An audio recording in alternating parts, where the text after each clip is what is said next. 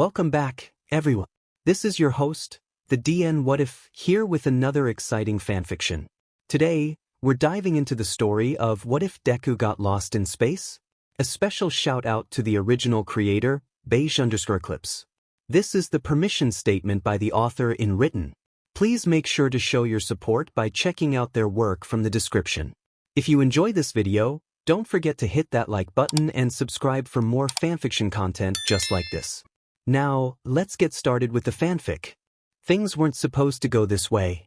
He'd finally made it to space. He'd worked so hard, studying every night and exercising so that he could meet the basic fitness requirements for the academy. So why was Tsubasa here? Izuku knew that his grades weren't the best and he couldn't have possibly passed the normal physical, but there he was, smugly staring at Izuku as he had been the entire trip to the outer station. This was supposed to be a fresh start. This was going to be a new place where Izuku could meet other kids who were as passionate about space as he was. Then everything clicked together. One of the instructors came out to greet them as they were disembarking their shuttle and introduced himself to the crowd of gawking students. Of course, Tsubasa's grandpa worked at the station. He was always bragging that he had connections in space and Izuku would be lucky to ever get the chance to see the stars from anywhere but his apartment roof. And now he was here to rub in Izuku's face that even out in space he wasn't safe from his problems. While Dr. Garaki droned on about what a privilege it was for all these bright youthful faces to experience life on the station, Izuku kept his head down, making sure all attention stayed off him. And just because you're here now doesn't mean you're experts in the field yet. For example, who can tell me how many moons there are in our solar system? Izuku was surprised that no one raised their hands. Surely the first place everyone started learning about the universe was their own solar system. He didn't have to draw attention to himself, not that he would have. Tsubasa raised his hand and singled him out. Izuku here was in my class and he knows everything about space, don't you, Izuku? Everyone was looking at him now and his anxiety skyrocketed. I wouldn't say I know everything. Well then, son, pipe up, how many moons are there in our solar system? 181, currently that is.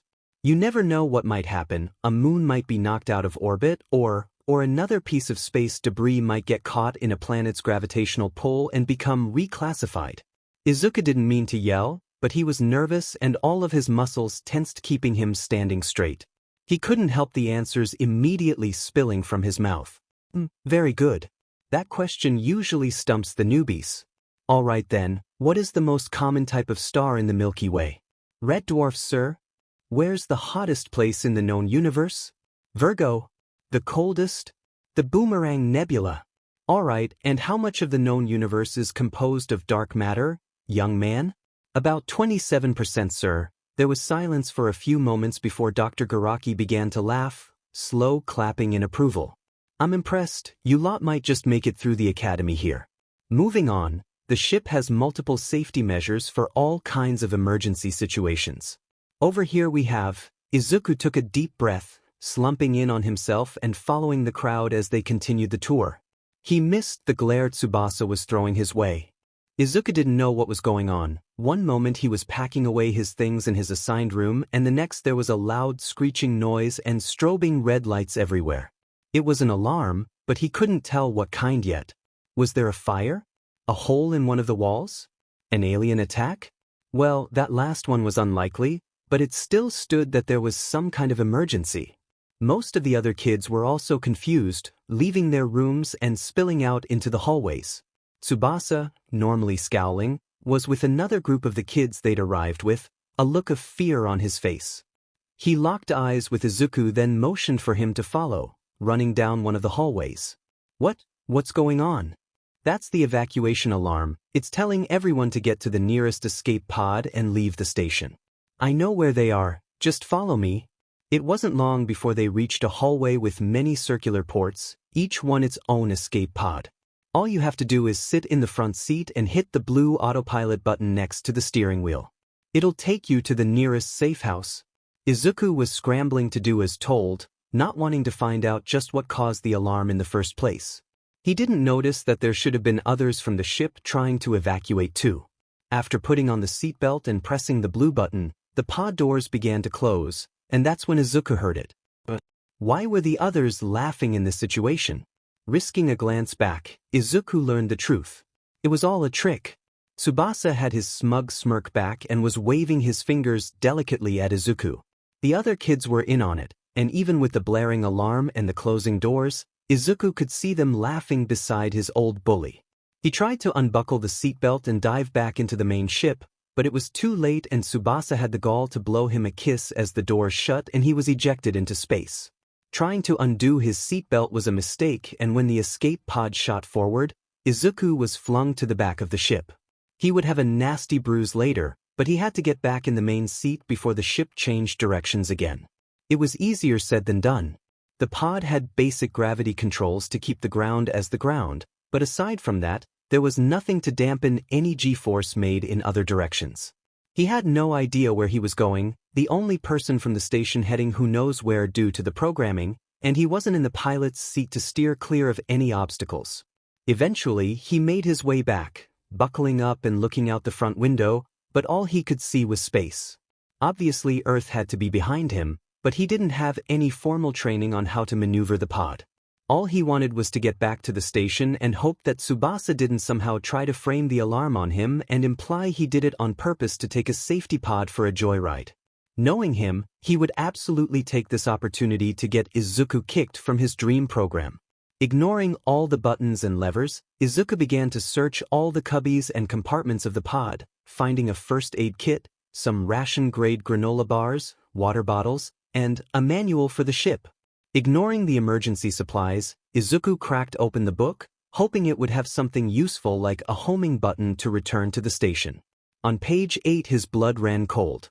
The blue button, the one labeled autopilot, may just have killed him. Izuku wasn't sure if Tsubasa did it on purpose, but the escape pods came equipped with their flight programs in emergency situations built in. Autopilot is the default setting, and Tsubasa telling Izuku to press the button turned it off, erasing the previous coordinates. Izuku wasn't traveling to a safe house, he was going in a straight line into the unknown with limited food, fuel, and electricity and would have to learn to fly the ship soon or risk dying alone in space. Pages of the driver's manual flew by quickly as Izuku raced to absorb as much information as he could. After learning the basics, Izuku was able to turn off the thrusters, but because space was space, he was still careening into the abyss at breakneck speeds. Turning in these conditions would undoubtedly lead to a spin-out that would be impossible to control, and Izuku had a weak stomach as it was, so as carefully as he could, Izuku found the front thrusters and slowly turned them on. It wasn't perfect, of course. The ship wobbled dangerously and Izuku had to delicately adjust how much he turned each dial to keep the path straight as it slowed, but eventually he managed to get the ship to a crawl. Taking a moment to just breathe, Izuku slumped in his seat. This was a disaster. If his mom found out this happened on the first day, she'd pull him from the program. He'd worked way too hard to stop here. Squaring his shoulders, Izuku finished reading the manual, skimming it one more time to be sure he wouldn't accidentally kill himself, and started to steer the ship. He couldn't see the station anymore, he was so far away, but he could see Earth off in the distance. Turning the thrusters back on, he began to move forward, but after just a minute, everything came to a complete halt. Escape pods weren't built for finesse, and it's impossible to get them to come to a complete stop without crashing into another object or planet, so coming to a complete stop in the middle of space was a huge red flag. Turning up the thrusters did nothing, and then he was slowly moving backwards. There were no windows behind the pod, but Izuku was fairly sure that another ship was pulling his pod into their docking bay. He was close to Earth, so he was probably just being paranoid. Were space pirates even a thing? It was probably a scouting ship that had been notified of the missing space pod. Izuku hoped that it was just other humans as he turned off the thrusters. He'd be in so much trouble, but he'd rather deal with angry astronauts than hostile alien pirates. He was able to see the doors to space close as his pod was manually docked, and after the atmosphere was equalized, his pod was opened from the outside. A toad-like alien shot a dart into his arm once he was in sight, and Izuku passed out with one final thought. It was alien pirates. Aizawa had lived through many bad days. He had dealt with numerous high-stress situations and even participated in official HPSC missions before settling into his role as a teacher at the United Association run by Nizu, but getting captured during a training flight was still pretty high on his list of worst experiences. He fought as well as he could, of course, but most of his students weren't combat-oriented and those that could fight were still young, so the band of outlaws were able to overpower them.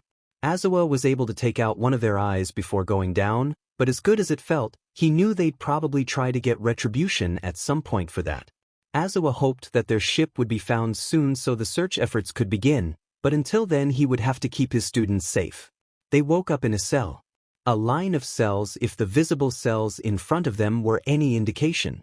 It was difficult to see just how long the hallways were, but this was obviously a stolen criminal transport ship. Obviously it was an older model, so it was probably found in some illegal trading district for auction. These things were supposed to get scrapped after retirement, but there must be some corrupt official trying to make a quick buck behind the scenes. If it were a standard model and not altered, this should be the only area with holding cells, and even if he couldn't see down the hallway, he used to serve on one of these ships so the floor plan would be similar. Hopefully. He was still an intern at the time, not much older than his current students at the moment, but he could do this. Just find an opening, take out the guards, and fly back to UA. But though the thought was nice, it would be damn near impossible to execute if the guards were smart, which they seemed to be unfortunately. Each cell was made up of 3 solid walls and an electrified metal gate with the main and food doors leading to the main hallway.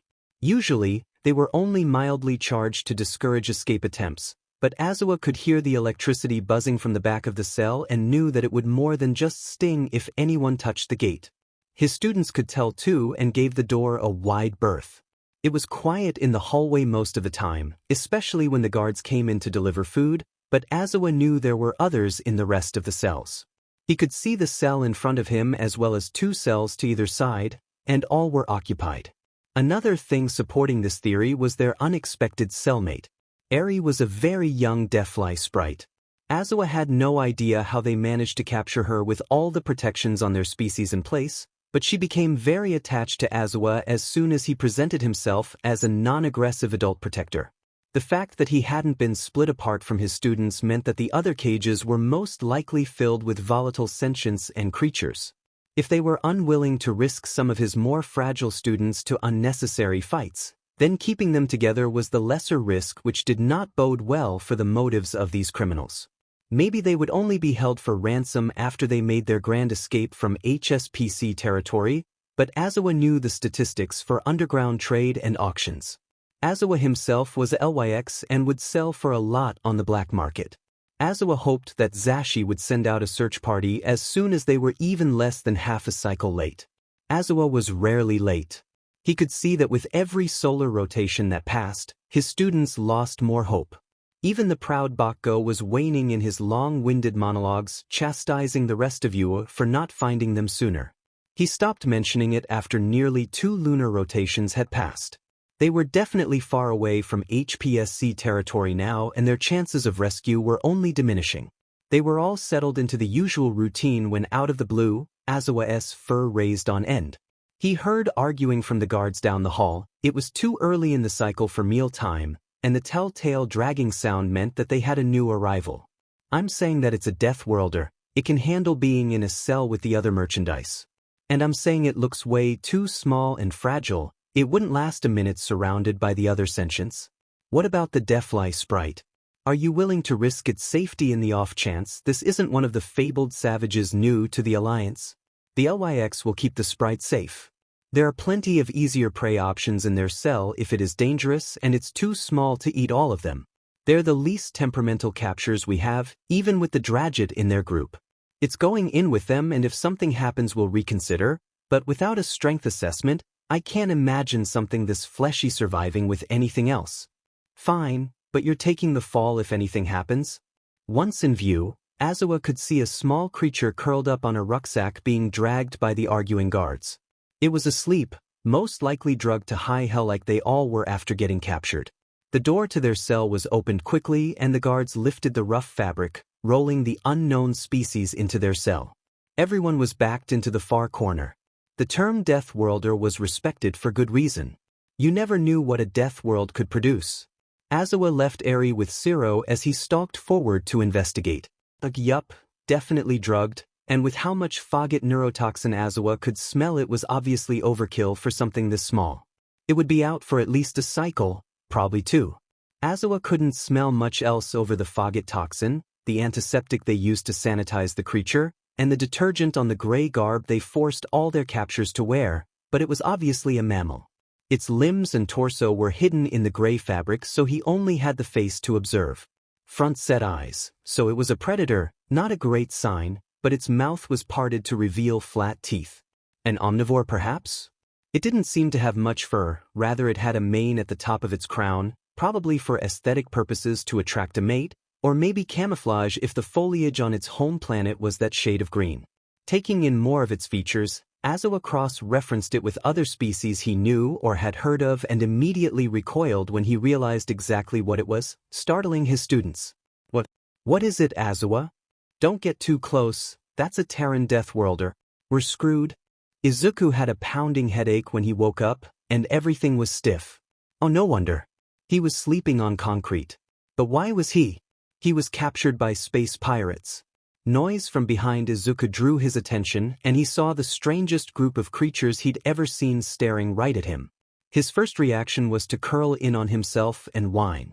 They all seemed high-strung, him sitting up so abruptly must have startled them. But they weren't creatures, were they? No, they were all wearing the same thing, gray garments neutral enough to fit their body structures in a one-size-fits-all kind of way. Upon closer inspection, he was also wearing them. The tops seemed to be a circle with a neck hole in the middle, like a flowy poncho, and the bottom was similar, a circle with a larger hole lined with elastic. So a skirt and a poncho, huh? Not the most comfortable thing in the world, but also not too revealing aside from the fact that he didn't have any underwear on. They must have taken his old clothes when he was captured. What did they want from him, though? Well, seeing as he wasn't the only one here, it most likely wasn't personal. Izuku tensed when he heard footsteps approaching, sliding away from the hallway and holding his legs to himself, staring through the bars. Two aliens in some kind of haphazard uniform appeared with a cart. They seemed surprised that he was staring at them, not that Izuku knew why. They knew he was here now after all, but maybe he was misinterpreting the looks on their faces too. He hadn't had his first classes yet, so he didn't know any common, let alone how different species communicated with each other in their own physical and verbal ways.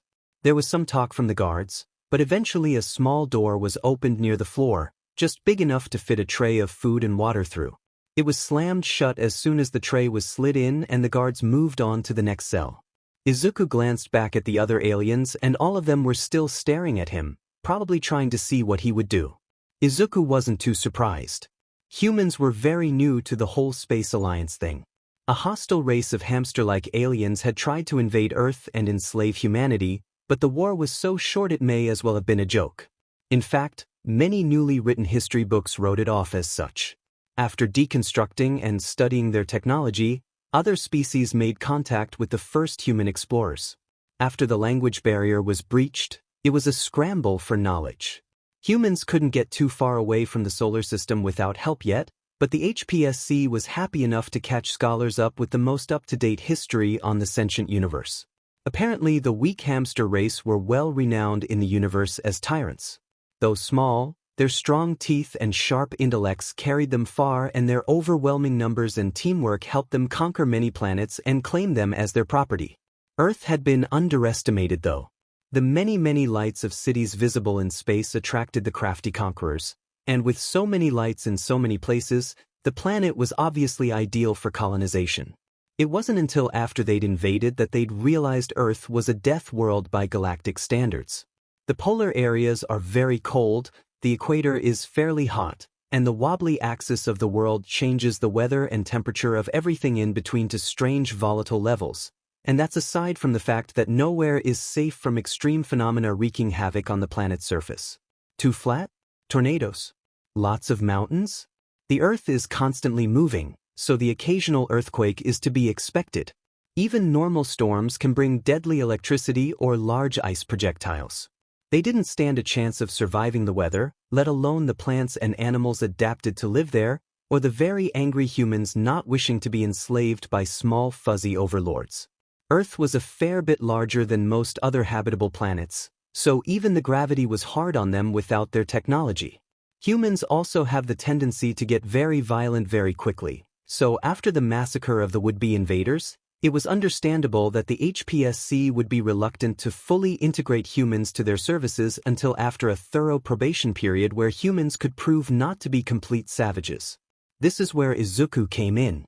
The government had made contact, humans claimed the solar system as their territory, and Izuku's generation would be the first to join the HPSC once the probation was lifted.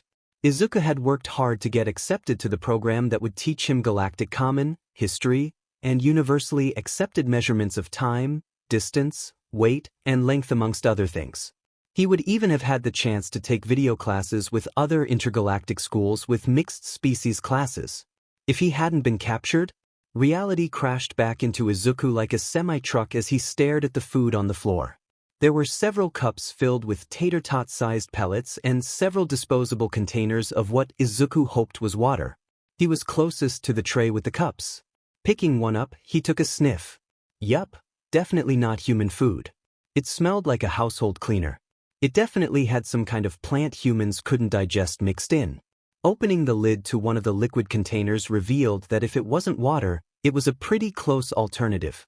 There was no taste or smell, so Izuku hoped it wasn't some kind of poison. Looking back to the corner, he realized that none of the others had gone for the food yet. Yes. Humans are space orcs as eloquently put by famous astronaut Toshinori Yagi.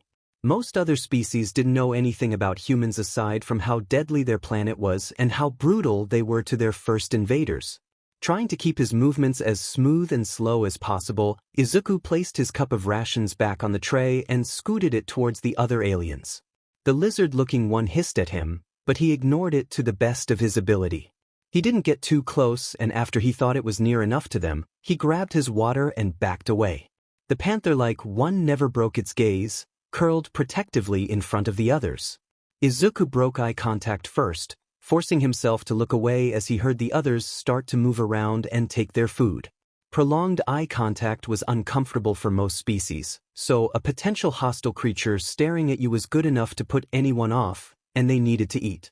Izuku was still far too high-strung to eat himself, but he could at least try to listen to them as they started to speak quietly and maybe pick up some common. Maybe. How was the Death Worlder up already? One moment it was dead to the world, and the next it stood up straight, looking around the cell. Azawa had everyone huddled in the corner behind him, and the sight of such a large group seemed to unease the Terran. Azawa hoped it wasn't trying to make any threat displays at them. None of them could see its body under the prison garb. After a long, uncomfortable staring contest, seriously this thing had to be a predator to hold eye contact for that long, it swiveled its head towards the hallway. A moment later, the mid-cycle meal cart could be heard rolling in. Okay, so it had good hearing, sneaking probably wouldn't work on it then. Oh stars, it's awake. How is it up already? Criff used what was supposed to be the highest dose that was safe for its size. Well, I guess it's a good thing we brought it a ration then. None of the others seem to be missing any limbs. What do you think? Should we move it to another cell? I'm not touching anything that can shake off Fogget neurotoxin that quickly. Like you said, none of the others in its cell are hurt. Let's just hurry up and move on. The bastard slid in the tray only far enough for the Terran Death Worlder to reach, and Azawa could see from here that the creature was tense. It waited until the guards were gone before relaxing some. Then it picked up a ration cup and smelled it. It must not have liked what it smelled because it put the cup back down. It did accept a water ration before looking back at everyone huddled in the corner. It seemed to deliberate for a few moments before coming to some kind of realization. It choreographed its movements to push the tray closer to them. Bakugo hissed in warning, and if Azawa wasn't afraid his own hiss would be met with aggression, he would have scolded the Draget. But that's all the Terran did. They had a spare ration cup to share since the Terran didn't want to eat theirs. It even turned to face away, an act of either practiced kindness or extreme indifference. Azawa wasn't going to complain. He didn't think he or any of his students would have been able to eat with the gaze of a predator locked on them. Eri was the only one that didn't seem outright terrified by the thing, but she would be their early warning system. Deathfly sprites are highly empathetic and can feel the emotions of those around them. Usually it's only surface level, but if they focus, they can try to read a creature's true intentions. It's very hard to sneak up on a deathfly sprite. Bakko was the first to break the silence, and the rest of his chosen horde joined in shortly after. It has some nerve turning its back on such a large group. Dude, what if it can understand you? Shut it, Sparky. That thing hasn't said a word since it got here. It might be from that stupid death world, but nothing with that much exposed flesh and flat teeth could be a predator. It's probably something they selectively bred to farm for meat. It obviously had fur to hide in plants, and the real Terrans needed it gone for easy processing. The fact that the stupid guards put it in sentient clothes doesn't mean jack if they don't even know what it is. I dunno, it seems plenty smart to me. It isn't acting like a wild animal. That's because it's domesticated. Probably grew up in some kind of farm, so it's used to cells and cages. Don't spout off lies with confidence, Bakko. If you don't know anything about a creature, then don't assume and fill others with false knowledge. Bakko stayed silent at Azues's warning. It was hard to instill the fact that it's okay not to know everything to a Dragit. They're boastful by nature and will impulsively act as if they're the best in any situation, a habit not easily broken but necessary to instill in young recruits so they can work well in groups later on in life. I wonder why it's not eating. Don't worry about it, Pinky. If it doesn't want to eat, that just means more for us. They don't fill these cups up nearly enough. I'll take your share if you don't want it. The Eep glared at Bakko unamused. Maybe it's just not hungry? Well, I'll keep eating its rations while it's not hungry then, Spiderweb. Bakko was almost aggressively munching on his ration pellets. Even if Azua was right about him being full of hot air, it still sucked being called out for it. He was pretty sure he was right too. That thing didn't look like any kind of predator Bakko knew of. Bakko was a predator. He had sharp teeth and tough scales. He had pointed claws and hunter's instincts. Whatever was huddled across the cell was the complete opposite of a hunter. It was cowering like prey. Bakko had nothing to worry about. He continued eating, but never took his gaze off the Terran. Izuku was bored. After the initial shock had worn off, there was only so much one could do in a cell. Even less so if that cell was occupied by other sentients you couldn't talk to and were afraid of you, so you had to stay away or risk getting into some kind of self-defensive fight. It was interesting to listen to the others talk, but he knew that every time he looked over to them it made them nervous. He knew what it was like to be nervous, so he avoided looking in their corner, despite how curious he was. He instead observed the cells he could see in front of him. Only 5 were visible from the hallway, but they were all occupied, and Izuku didn't think all of the occupants were sentient. The marker seemed to be the gray clothes. If you had clothes, you were probably civilized, if not then probably an animal, and behavior seemed to reflect this. One creature, a vaguely gorilla-like thing if gorillas were purple and roughly the size of golden retrievers, wasn't wearing the garb and merely paced the whole time. The cockroach-looking alien in the next cell over was wearing the gray garb and sat against the cell wall, staring and glaring at everything much like Izuku was currently doing. He didn't stare at the alien long. Even if it was a bug, discontent is easy to portray no matter what species you are. It had barely been one day and Izuku was going insane with boredom, and his stomach wasn't helping. He wished he had one of the granola bars from back at the escape pod. The last thing he remembered eating was lunch before boarding the shuttle heading to the station. One day then? Izuku didn't know how long he was out for, but that was probably as close as he was gonna get in his estimate. It was only a few hours later when the cart came back. Izuku wasn't as tense this time now that he knew it was just food being delivered, but he still looked out towards the hallway to be sure. He was avoiding his cellmates because they were in the same position as him. He would not give the guards the same courtesy. His staring seemed to put them off, so that was a bonus. What he didn't know was whatever the fruit they placed on their tray this time was.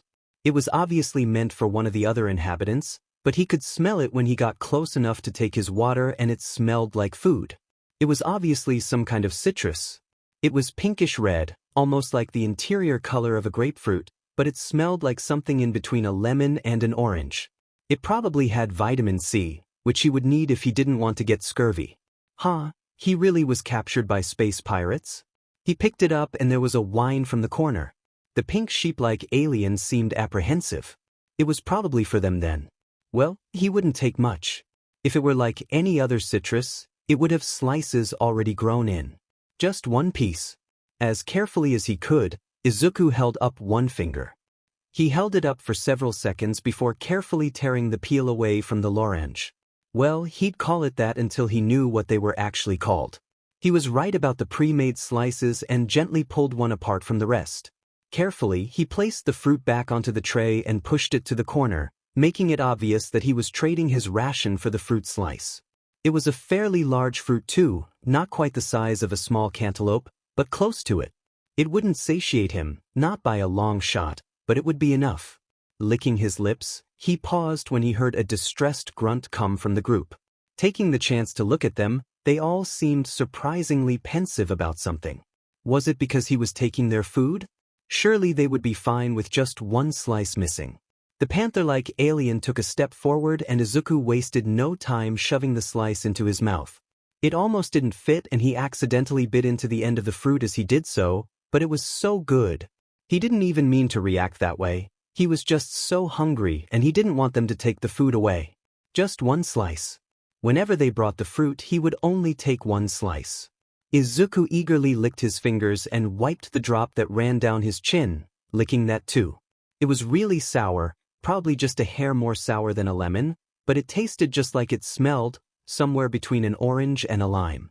With just a bit of sugar it would make an amazing drink, but his empty stomach was probably biased. If he only ate citrus it might screw with his digestion, but food was food. He didn't touch his water for a while after that. Water right after citrus just never tasted great, and though he wasn't sated, he was happy that he had something to eat. The lights went out a few minutes after the guards came to pick up their trays and Izuku was suddenly aware of how alone he was. He turned to look at the group and they seemed to melt into a large cuddle pile, the panther alien taking the front like a guard. It was obviously a protective measure. Despite settling down, it didn't look like it would be sleeping anytime soon. Izuku didn't know how long their days or nights lasted, but he would try to get some sleep while it was dark. The floor was concrete though, and his clothes were large and flowy enough to hide his form, but offered no cushioning whatsoever. There were no pillows, so the best Izuku could do was lay down and place his head on his arm. He faced away from the group and couldn't help but get lost in his thoughts. What was his mom doing? Did she know he was missing? Did anyone know he'd been kidnapped? Would they assume he was dead and stop looking for him? Would he be blamed for the alarm at the station and stealing the pod in the first place? God, he missed his mom. He just wanted to go home. The Death Worlder was surprisingly docile.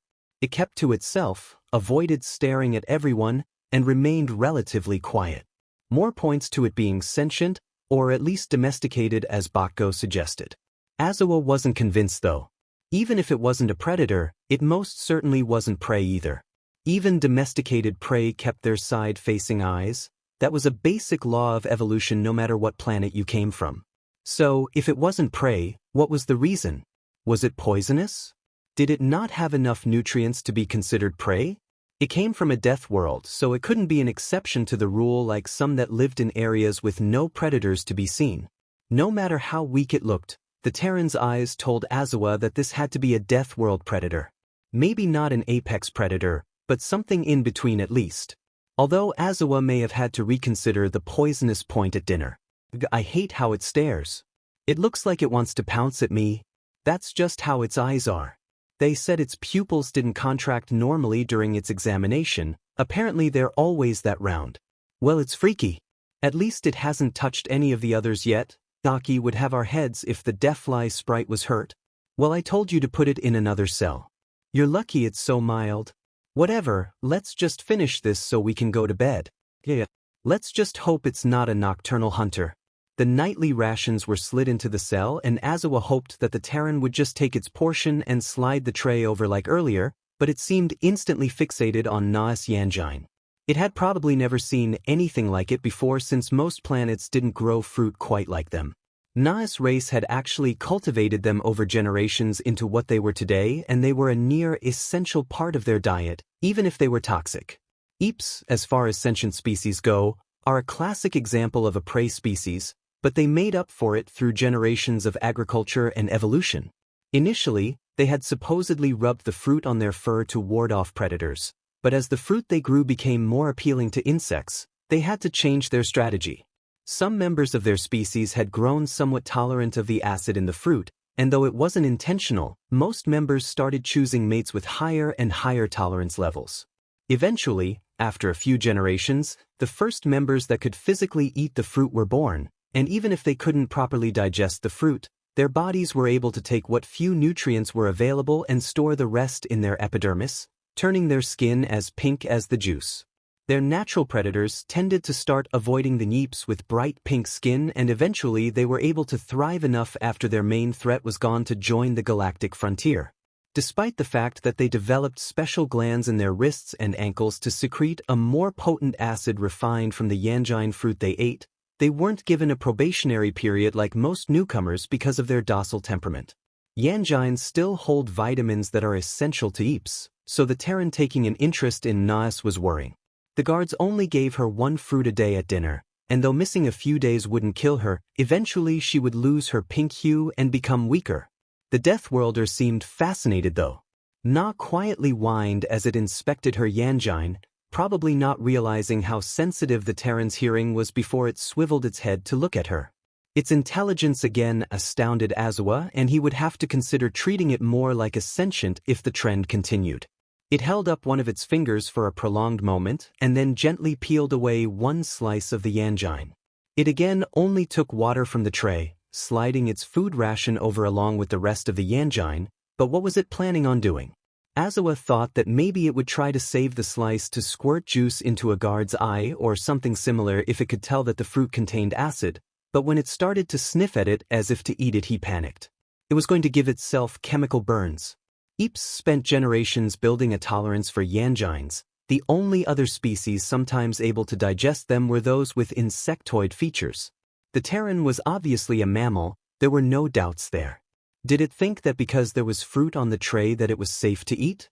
Did it not recognize the ration pellets as food and think that this was the first real food it had been given since its arrival? Or maybe, just maybe, was it trying to injure itself to try and escape through the medical wing? No matter the case, Azawa had to stop it. Not even the Eeps could digest the acid, their bodies just stored it for use against threats until it was benign enough to get absorbed into their bloodstream for proper disposal. The Terran had proven to be close to sentience if it wasn't already, and Azawa wouldn't let it harm itself. He made a move to lunge and grab the fruit, but the Terran was too fast, quickly shoving the slice into its mouth. Azawa thought that it would spit it out, maybe start coughing and hacking, but it was humming contentedly.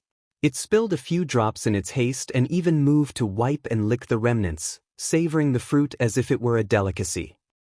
So Terran Deathworlders could eat acid. Good to know. Azawa wasn't the only one horrified by the revelation, but no one else made any comments on it either. The rest of dinner was quiet and the lights turned off for the lunar cycle after the guards collected their food trays. The thought of the Terran being a nocturnal hunter would not leave Azawa's brain. He knew the guards were probably just trying to psych him out earlier, but it was a valid theory. Azawa would probably not get any sleep tonight. The Terrans seemed to watch them forlornly as everyone settled down for bed. This was one of the only times Bakko would willingly snuggle with the others, even if he would never call it that, due to his species being cold-blooded. Even those who slept mostly on the floor still had another body to rest their head on, and the affectionately named cuddle pile was a valid survival tactic in unforgiving environments. Azawa assumed the position as watch for the night, laying in front of the group as they settled down. Azawa hoped that the Death Worlder wouldn't stare at him all night, and it thankfully rolled over, trying to make itself comfortable on the concrete. It seemed fine for a while, but then its breathing became uneven and it started to quietly wheeze. At first Azawa thought that it was finally having a reaction to the Yanjine, but after more observation it was obvious what was happening. Not many sentients could cry, but it was obvious when one who could was. Azawa was sure that if the Terran turned around its eyes would be moist. It seemed docile enough, so the thought that it was sad pulled at Azawa's heartstrings. This was why he became a licensed pro-hero with the HPSC, to save creatures and sentients who needed help. A fine job he was doing now. What's wrong with it? I don't care, but it needs to shut up. Some of us are trying to sleep. Give it a break, guys. It's really sad right now. Yeah? And how would you know, Spiderweb? It's crying. It's something my race does when we're overwhelmed with emotions, usually sadness. It's true. Everyone went quiet. It was rare that Eri spoke, and because she could feel the emotions of beings around her, there was no doubt that she was reading into the Terran. They're sad and lonely. They want their Azawa. What? Denki placed his paws over his mouth at how loud he was. They want someone the same way I would want Azawa if he were gone. They want their Azawa. Azawa sighed and gently nuzzled the little sprite. They want their family Eri. They miss the other Terrans. Eri shook her head. No, it's only one that they miss. It feels like how everyone here sees you sometimes. They want their Azawa. Azawa wasn't going to argue further than that. The Terran probably had someone it was very close to wherever it came from. He would ignore the twitch in his gut that now screamed this was probably a lost child wishing for its parent. He hoped beyond hope that this wasn't the case. Azawa could relate to the feeling of missing friends and family. He would sacrifice one of his tails to see Zashi again. The other dilemma was that they now had a crying death worlder in their cell. Against his better judgment, Azawa chuffed loud enough to get the Terran's attention. His students tensed behind him, but none of them said a word. As Azawa suspected, there were trails of liquid running down the sides of its face, but they were wiped away after the Terran got up to give Azawa his attention. In what Azawa hoped was a universal invitation, he lifted one of his arms. The Terran seemed hesitant, but slowly crept closer. When Azawa didn't discourage the action, it carefully nestled against him. Azawa would, of course, keep himself between his students and the Terran, but no sentient or semi-sentient alien should sleep on cold concrete when there was a perfectly good cuddle pile nearby. It was heavier than he thought it would be, but luckily his students were able to relax after it didn't attack anyone right away, and Azawa started to purr to help some of them fall asleep. The Terran seemed to like this and fell into its own slumber fairly quickly. Maybe they weren't complete savages after all. This one seemed nice at least. Izuku woke up slowly. The sight of the cell disoriented him at first, but then he realized where he was. There was a warm weight over his shoulder, and he suddenly remembered that the freaking panther invited him to snuggle last night. Of course, it had to be sentient. It was wearing the gray clothes like all the others in his cell, and they all seemed to be sentient too, but why did they invite him to join them last night? Maybe the fact that he hadn't gone into some kind of psychopathic rage helped get rid of their initial fear? He stole one of their fruits though, that hardly warranted a gesture as kind as sleeping together. He hoped it was just pity. Even if he didn't want to feel pathetic, he was a stolen kid alone in space. He was allowed to be scared. As carefully as he could, he moved away from the embrace of the panther alien. It seemed to be awake already and let him go willingly. Izuku sat up and looked at the group in the corner. This was the closest he'd ever been to them, and he tried to drink in their features while he could from this distance. It really was a strange gathering. There was the panther, of course, except it had 3 long tails and looked like it would be just as comfortable walking on 2 legs as the 4 it seemed to prefer. It would be taller than Izuku if it did, but not by much. Still intimidating though. The most hostile-looking one that always seemed to be glaring in his direction was the orange lizard-like alien.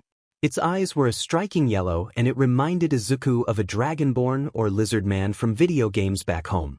He hoped it couldn't breathe fire like in the games too. The sheep-like alien was actually pretty cute. If they made a plush toy modeled after it back on Earth, it would be an instant hit. Izuku wondered if its pink wool was as soft as it looked. Its face was flatter than that of an actual sheep's, but its eyes were still slightly wide-set, making them seem bigger than they were and adding to the cute stuffed animal-like quality it had going for it. Moving on to the smaller aliens, one looked similar to a kangaroo or jumping mouse. It couldn't have been much taller than 4 feet, but it was incredibly cute. Where the pink sheep would be coveted by girls, this alien would probably be loved equally by both genders. It was sunflower yellow with black streaks along its back, almost like a baby tapir, and its ears were something like a fennec fox's. Similar in size was the simian. It had the same basic body structure of a spider monkey, but the face was decidedly different. Something similar to a human in structure, but the nose was more cat-like and its eyes were perfectly round and completely black. That, and it had 4 of them, which was somewhere between oddly cute and extremely horrifying. Izuku would settle on cute for his sanity. The final member of their little cell was the smallest of them all, a slight thing standing at about 3 feet tall that looked like the perfect blend of bird and bat. Its body structure was very bat-like, but it had the softest-looking feathers on its wings, which rested closed on its back away from its taloned arms. It was a soft, snowy white and had striking red eyes. Looking at it gave Izuku the strong urge to protect. On that note, his staring was probably making them feel uncomfortable. Tearing his gaze away, Izuku slowly scooted back to his place against the wall, away from the group and closer to the electrified bars. He was surprised when a small lump joined him. There, leaning up against his lap and staring right into his eyes was the white batbird. Izuku was surprised, and after turning to look back at the group he'd just left, it seemed that they were too. Hello. The creature scrunched its face in what Izuku hoped was a smile of some kind before it started chattering in a language he couldn't understand.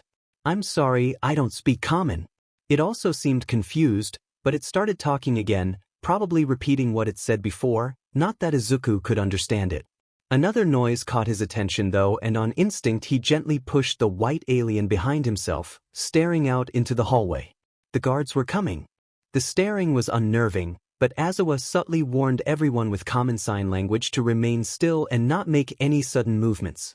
It may have been docile, but it was still an unknown that had just woken up. It soon seemed to realize it was making them uncomfortable though and moved back to the place it had been sitting at the day before. Aizawa would have felt bad for being so cautious if Eri hadn't immediately followed and invaded its personal space. He tried to whisper for her to come back, but she ignored him. Before he could grab her with one of his tails, she'd already caught its attention. It seemed confused before it spoke to her in some guttural foreign tongue. I'm Eri, what's your name? The Terran seemed confused, but indulgent as it responded, probably telling her that it couldn't understand her. Eri was too young to understand that not all species spoke common yet. I don't understand. Is that your name? It's very long.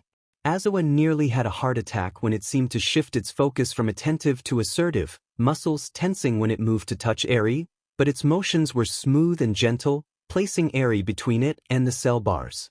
A few moments later Aizawa could hear the footsteps too. There was no cart and Aizawa growled lowly in his throat. They were here for more feathers.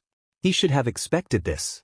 Eri's flight feathers had grown back in, so it was inevitable that they would return. Eri was young, so it only took about one lunar rotation for her feathers to grow in fully, but it didn't hurt any less whenever they were plucked. Deathfly sprite feathers are beautiful in the right lighting. Most of the time they seem white, but in the suns of their home planet, their feathers shine in iridescent rainbows. There are rumors that say powdered feathers can restore youth to those that consume them, but most of the time deathfly feathers are used to make illegal shimmering jewelry. Aizawa wished that he could do more than just growl, but everyone in the cell had learned the hard way that they stood no chance unarmed against the guards and would only end up in pain afterwards. Their pain hurt Eri more than it hurt them. She blamed herself for their injuries, and they couldn't even lie that they were fine because she could feel that they weren't.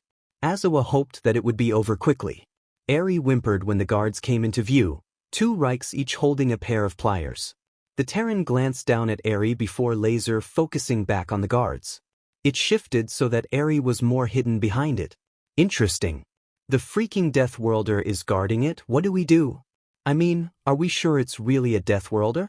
Sure, it matches the description for that savage race that fended off the strays, but look at it.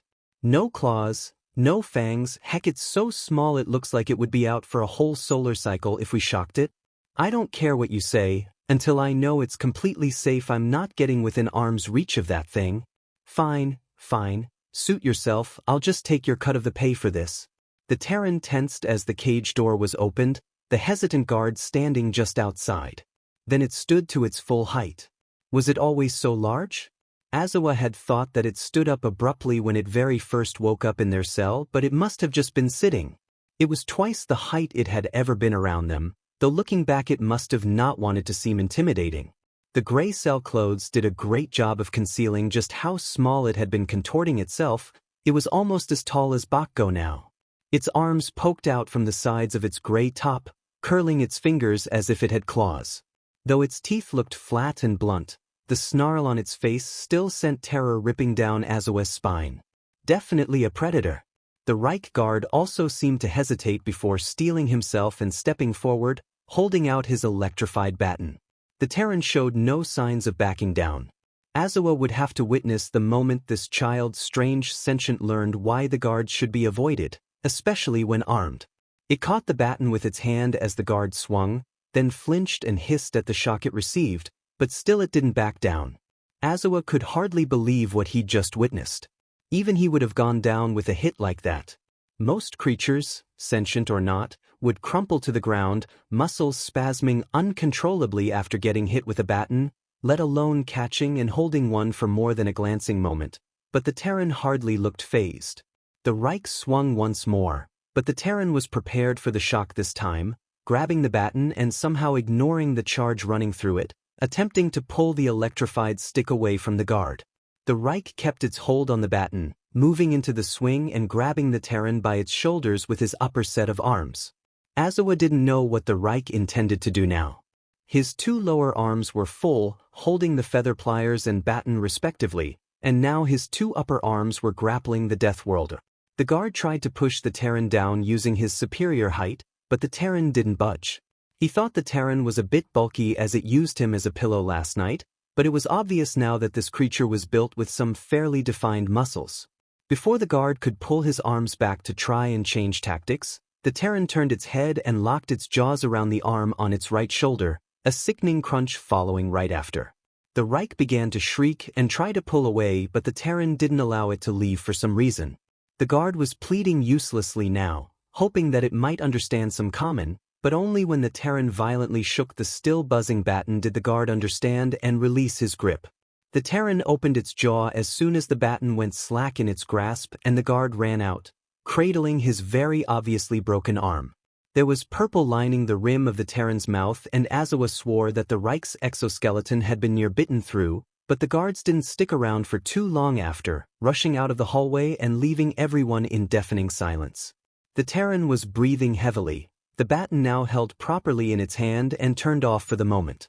Ares' distressed whine was what broke the silence, and just like that the Terran was in action, dropping the baton to the ground and scooping Ares up into its arms like she weighed nothing.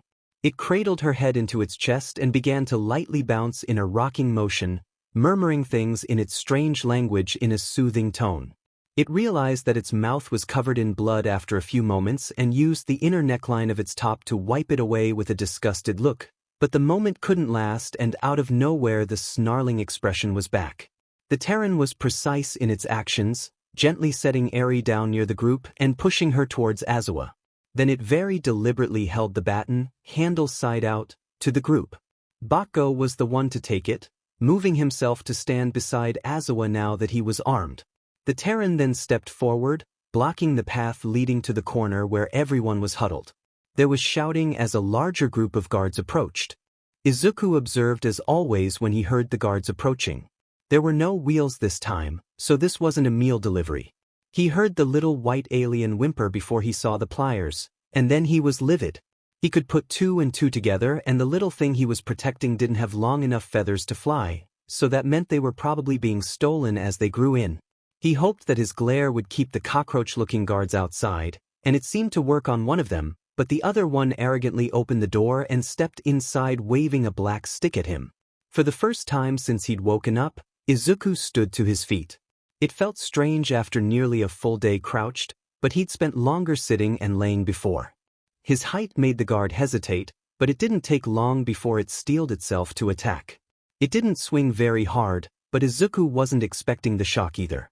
He probably should have, considering how he could sometimes hear the cell bars buzzing in dead silence. These pirates seemed to like electricity. Izuku was more prepared for the second swing.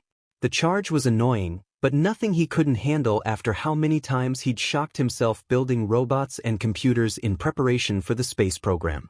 He tried to pull the stick towards himself, but the guard followed, wrapping small pincer-like hands on his shoulder. He would be taking that stick now, thank you very much, so he did the only thing he could while holding the still stinging weapon with both hands. He turned his face and bit its arm. He was surprised that it gave way as easily as a crab claw. He had to stop himself from biting all the way through because that would be gross. This was a warning. A very painful, disgusting warning. The thing screamed but still didn't let go of the baton. One wiggle to let it know his intentions was all it took, and as soon as he opened his mouth, The cockroach was halfway to the cell door. Both guards left quickly, and it was so quiet you could hear a pin drop for several moments. Then the little bird bat whimpered and Izuku latched his focus onto that. It was pure instinct that had him scooping the little creature into his arms, bouncing it like a human toddler. It's okay, you're okay, everything's okay, okay? You're not hurt, you're okay. He belatedly hoped that it was a child. This would be embarrassing to explain if it were an adult of its species, but it didn't seem to mind being held, at least, latching onto his gray shirt. Why was there purple? Oh God, the blood. He was so hyped up on adrenaline he barely tasted it, but it must have been all over his face. It was disgustingly bitter and he was glad to wipe it off, but it wasn't much longer before he could hear the guards returning. Izuku had to steel himself for this. Of course there would be consequences for his actions. He just hoped that this wouldn't be the end of his story. He tried not to startle the others as he gently pushed the little white alien towards them. They were accepted easily enough, the others shielding them within their mass, and Izuku made the decision to arm the group. They didn't seem to want to fight the guards, and it was probably because, again quoting Yagi, humans are space orcs. Humans seem to be stronger than most other species, so their reluctance to fight a known threat made sense. Izuku would be fine using his bare hands. If worse came to worst, he would start biting again. That seemed effective at least. He held out the baton to the group, and it wasn't surprising that the perpetually glowering lizard alien took it. Izuku hoped that he was just misreading its facial expressions, but it looked so angry that he couldn't help but see it that way. The guards came into view soon enough, and Izuku took his place standing in front of the group. The guards that came this time were varied, but one was the toad-like alien that had sniped him with a dart back at the pod. He bared his teeth and hissed at it in particular. Though not a usual human warning, Izuku knew it was one of the universally accepted sounds for "stay away." The guard paid no heed, getting ready to shoot at him again. Another guard stopped it. There seemed to be some kind of argument between them for a bit, but eventually they seemed to come to a decision. They weren't aiming at him anymore. Their gazes were locked on those in the corner. Izuku wouldn't let them. He held out his arms, growling as they took the shot. It hit his shoulder and he glared despite his now doubling vision. Time seemed to slow as they stood at a standoff. Any time one of them would move, Izuku would make a hiss or growl, but then he fell to one knee and then the other. The cell door was opened and he raised his head to glare, not remembering when he'd lowered it. He was out cold before the guards reached him. No one could deny that this was a Terran Deathworlder any longer. Any doubts held by Aizawa, his students, or the guards were erased as soon as it stood to its full height and savagely fought the Reich invading its space.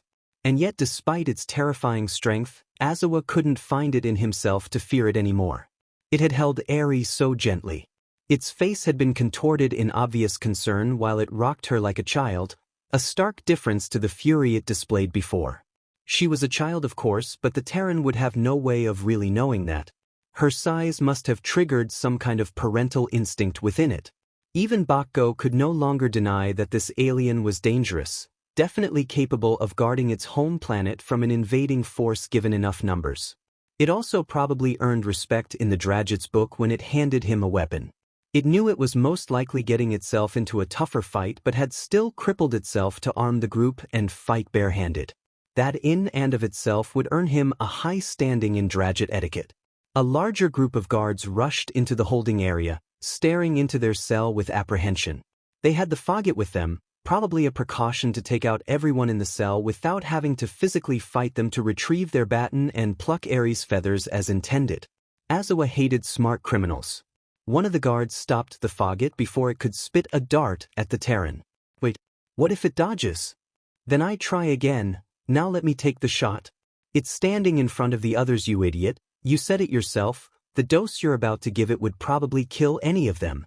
Well, what do you expect me to do about that? There was a slight pause before they made a suggestion that made Aizawa's blood boil. What if you pretend to shoot at the others? The Reich swore that the Deathworlder was protecting the Deathfly sprite, and it's standing protectively in front of the rest of the group. It probably pack-bonded with them, so if we threaten the group it should try to take the hit. I don't have all day, so let's get to it then. You lot play dumb and don't warn the Terran that we're not trying to shoot you. You will die if you take this dart, so no funny business. Stand down, return the baton, and let us take the Terran for modifications peacefully. When we return, we'll take those feathers and be on our way." Eri whimpered, and it seemed to spur the protective urges in the Terran again as it snarled. As much as Azuar's fur bristled at the idea of them modifying the human, he knew that he couldn't risk his or his students' lives to a lethal dose of Fogget neurotoxin. It made his skin crawl as he forced himself to do nothing. Their plan worked like a charm, tricking the Terran into taking a dart it didn't know was actually intended for them. It was a painfully slow process, watching as the Terran fought to stay awake. Azua's nose crinkled as he smelled just how much toxin was delivered in that dose. But the Terran was eventually downed and Bakko was forced to return the baton peacefully or also receive a dose of neurotoxin. Eri was extremely distressed when the Terran was dragged out of the cell, but Na was quick to comfort her. About half a cycle later, the Terran was returned wearing a muzzle with a grate big enough to fit the ration pellets through, but not much else. Eri's newly grown flight feathers were harvested and the Terran began to stir just in time for the final meal of the day. It groaned as the squeaky cartwheel woke it, and it sat up abruptly when it realized where it was. Azua would never mistake its sitting for standing ever again. The guard with the rations flinched in surprise when the Terran locked its eyes on him and delivered their tray quickly, leaving the prisoner's hallway with haste. The Terran seemed to relax and no one was expecting Eri to bolt straight into the Terran. "Thank you." The Terran was startled, but thankfully calmed quickly, gently petting the top of Eri's head. It was probably something Terrans did to groom each other with what little hair they did possess. Its facial features were relaxed as it murmured quietly to the deathfly sprite. After taking a few moments to reassure Eri, the Terran turned its attention to the muzzle it was wearing. It wouldn't be able to remove it, Azua had been placed in one for training before. It was stifling, but one learned to deal with it after a while. The leather was sturdy or it could forcibly pull open the padlock from behind its head. That works too. Seriously, what was up with this species? Azua could hear the snapping of the lock mechanisms as the Terran pulled it apart. With the lock gone, the muzzle slid off its face, but it didn't discard the pieces like Azua thought it would. No, it placed the device on the ground next to where it sat as it finally grabbed the ration tray. It seemed to hunch in on itself as it eyed Na's nightly yangine. It hesitantly held up one finger again, signaling that it wanted another piece. Na was quick to agree, trying her best to motion that the Terran could take the slice. After today, it definitely deserved it. It was as gentle as ever when taking the fruit slice, and as with every meal so far, it pushed its own rations at the rest of the group. Eri opted to stay with the Terran, taking her ration and leaning against it as she ate. The Terran didn't seem to mind, and after the protective streak it showed today, Azua would be a fool to try and get in between them. After the Terran finished its portion, it seemed to play with Eri a bit. She wanted to feed it, but it only took the ration in its hand and made strange noises while it waved the pellet around, gently placing it at Eri's mouth. She obediently ate the pellets with a giggle, and all subsequent attempts at giving the Terran some of her rations were met in a similar way. The guard that came to retrieve their trash flinched even harder when it saw that the Terran was glaring at it without its muzzle, but dutifully collected their tray and left for the night quickly. Only after they were gone and the lights were dimmed did the Terran speak again, this time deliberately. It turned to Eri, placed a hand on its chest and said one word. "Izuku." Izuku woke with a start, the faint squeaking wheel of the food cart reminding him that he wasn't at the station and he'd fought against the aliens that captured him. He instinctively glared at the guard bringing their food and was proudly vindicated when it flinched. Good, he was tired of being bullied by everything around him. The delicious fruit was there again, but he had a stupid metal cage around his face. Probably because he bit that one guard earlier. He didn't regret it. A little white rocket slammed into him, and he was quick to try and reassure the little alien that was now noticeably missing several of its longer feathers. He did his best to keep the discontent off his face. After making sure it was okay and nothing else seemed damaged, Izuku felt out the thing on his face. Okay, so it had a thick strap that wouldn't give, but there was some sort of metal on the back of his head. Okay, so those two halves could pull apart and, there was some kind of small padlock holding everything shut. Izuku once had to pull open a combination lock someone placed on his school locker. This thing was only a bit bigger than a cheap diary lock, so even if it were a bit stronger he could just... And he's free. Despite wanting nothing more than to yeet the cage across the cell, Izuku knew that he might be able to use the parts to make some sort of lockpick later, but first, food. It was day 2 of his capture and all Izuku had eaten was one slice of an oversized alien orange. The little bat bird that now refused to leave his side could undoubtedly hear his growling stomach from where it was, but he ignored it to hopefully ask the group for another slice of the lorange. Luckily, the sheep seemed eager to share, so he gathered his slice and slid the tray over after the small white alien took its own portion. It tried to feed him, and it would have been the most endearing thing if he could actually eat their pellets. He distracted them by playing food airplane instead. The alien was delighted despite not knowing the context of his actions. He was just glad they seemed so joyful after everything that happened earlier. His lorange slice was gone before he knew it, and he hoped that the guards would notice his dilemma and give him a granola bar or something before he actually starved. Only after the last guard left and the lights were turned off for the night did Izuku truly relax. It was now or never. The others in his cell were too nervous to initiate first contact, so he would have to do it. Turning to the alien that showed him the least amount of fear, Izuku placed a hand on his chest and clearly pronounced his name. Izuku. He patted his hand there a few more times, repeating himself. After a few moments, recognition seemed to flash on the alien's face and it placed its small hand on his chest, repeating after him. Izuku, Izuku, Izuku. He smiled with a closed mouth at their enthusiasm, remembering that some aliens found smiles with teeth to be threatening and nodding, hoping that they understood the gesture. He then placed his hand gently on their chest. After a moment, they responded, Eri, Eri, Eri. Izuku smiled again. He really hoped this was a child because he couldn't imagine it being an adult, though the thought of a young child being trapped here wasn't pleasant either, disregarding his own situation of course. Izuku was pulled out of his thoughts as Eri gestured to the others, calling out their names. Izuku pronounced each one patiently, and as he said them, each member seemed to come out of their shell to finish introductions. Their names were all so varied and it was actually kind of fun to try and pronounce them all. He would ignore the fact that they seemed slightly uncomfortable. He would be too if the alien that fought off an armed guard suddenly turned around and tried to act friendly. There was some chatter as Izuku went back and forth with the group, repeating names over and over before the panther, Azawa, chuffed like Izuku had seen tigers do on YouTube, gathering their attention.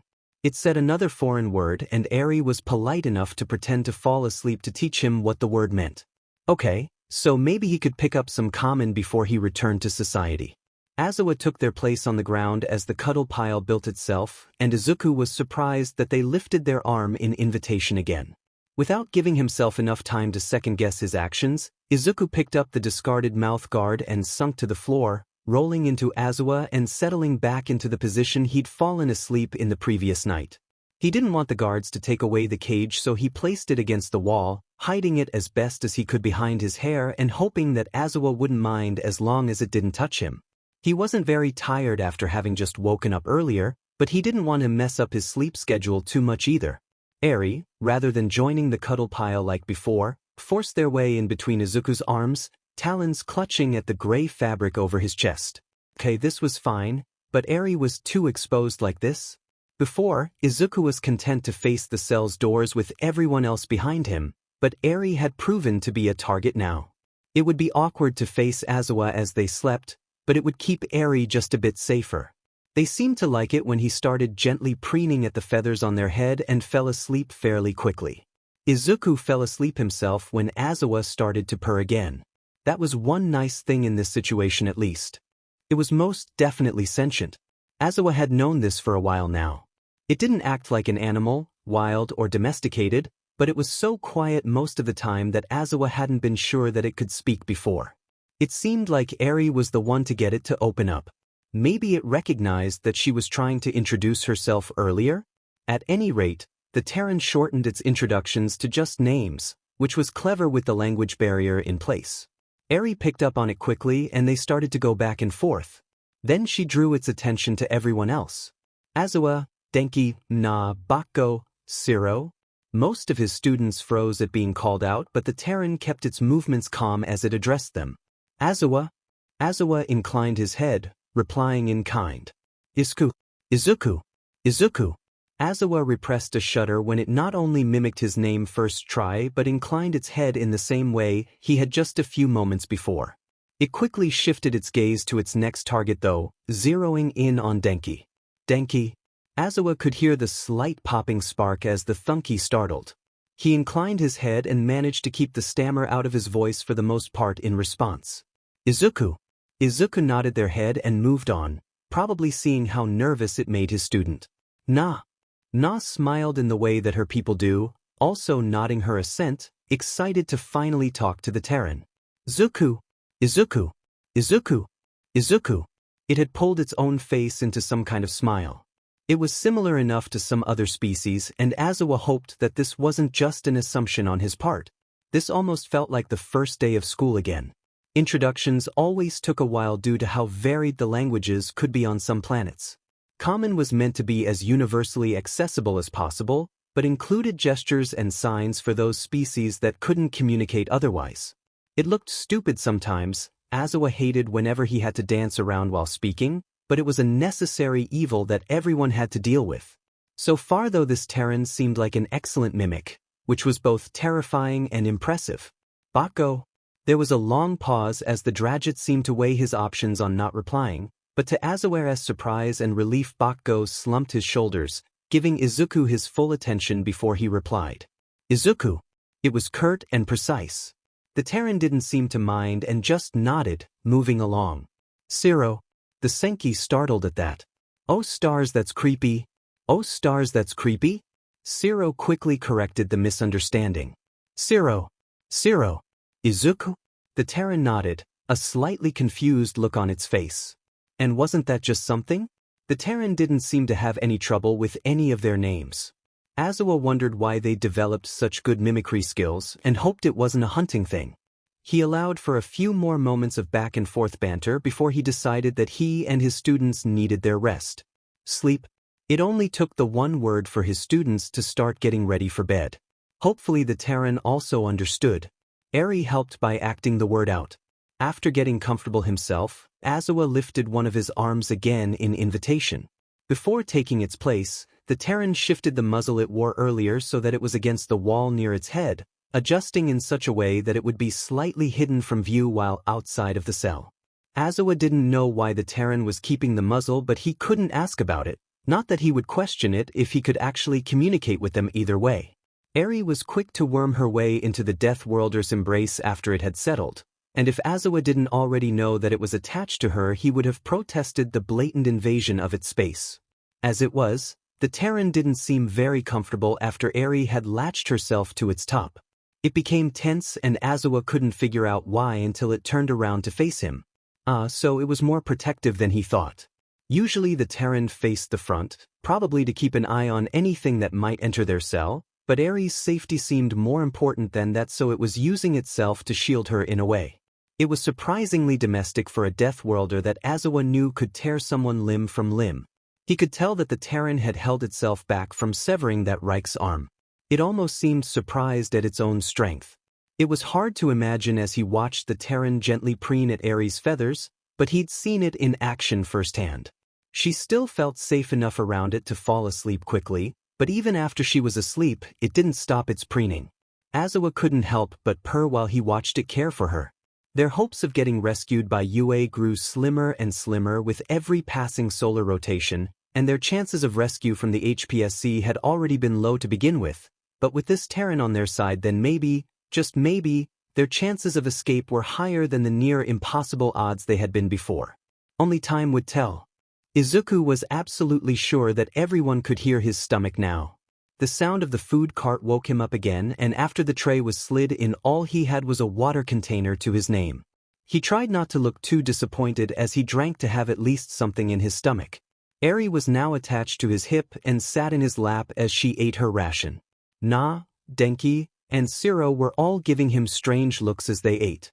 Na seemed to be the bravest one out of the group as they left the others and approached Izuku. He stared at them curiously until they crouched in front of him and forced a ration pellet into his hand. They were worried about him. It would be sweet if their food didn't smell like perfume and shampoo. Na started to talk at him, miming the eating motion.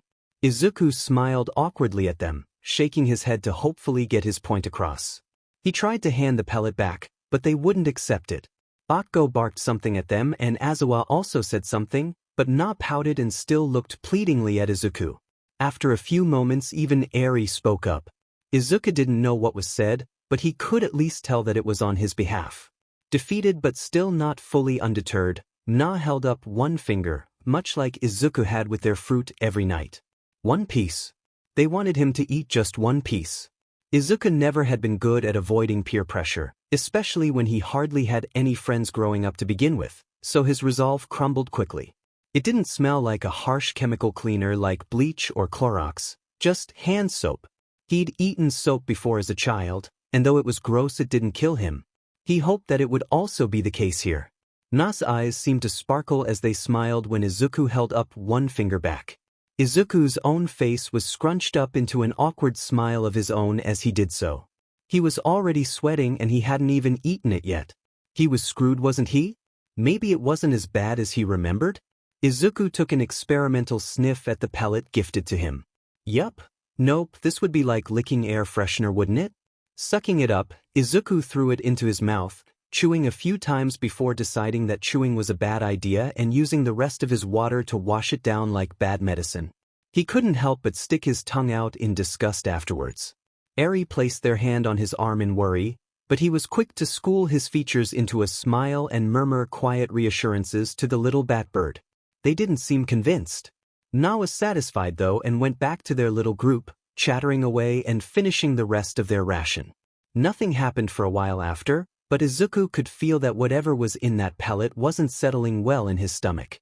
Eri was content to play with his fingers and babble things that Izuku couldn't understand until lunch was delivered.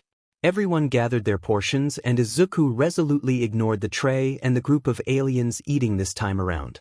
He didn't make it until dinner before his body decided that it did not like what he'd ingested earlier and it was time to expel it.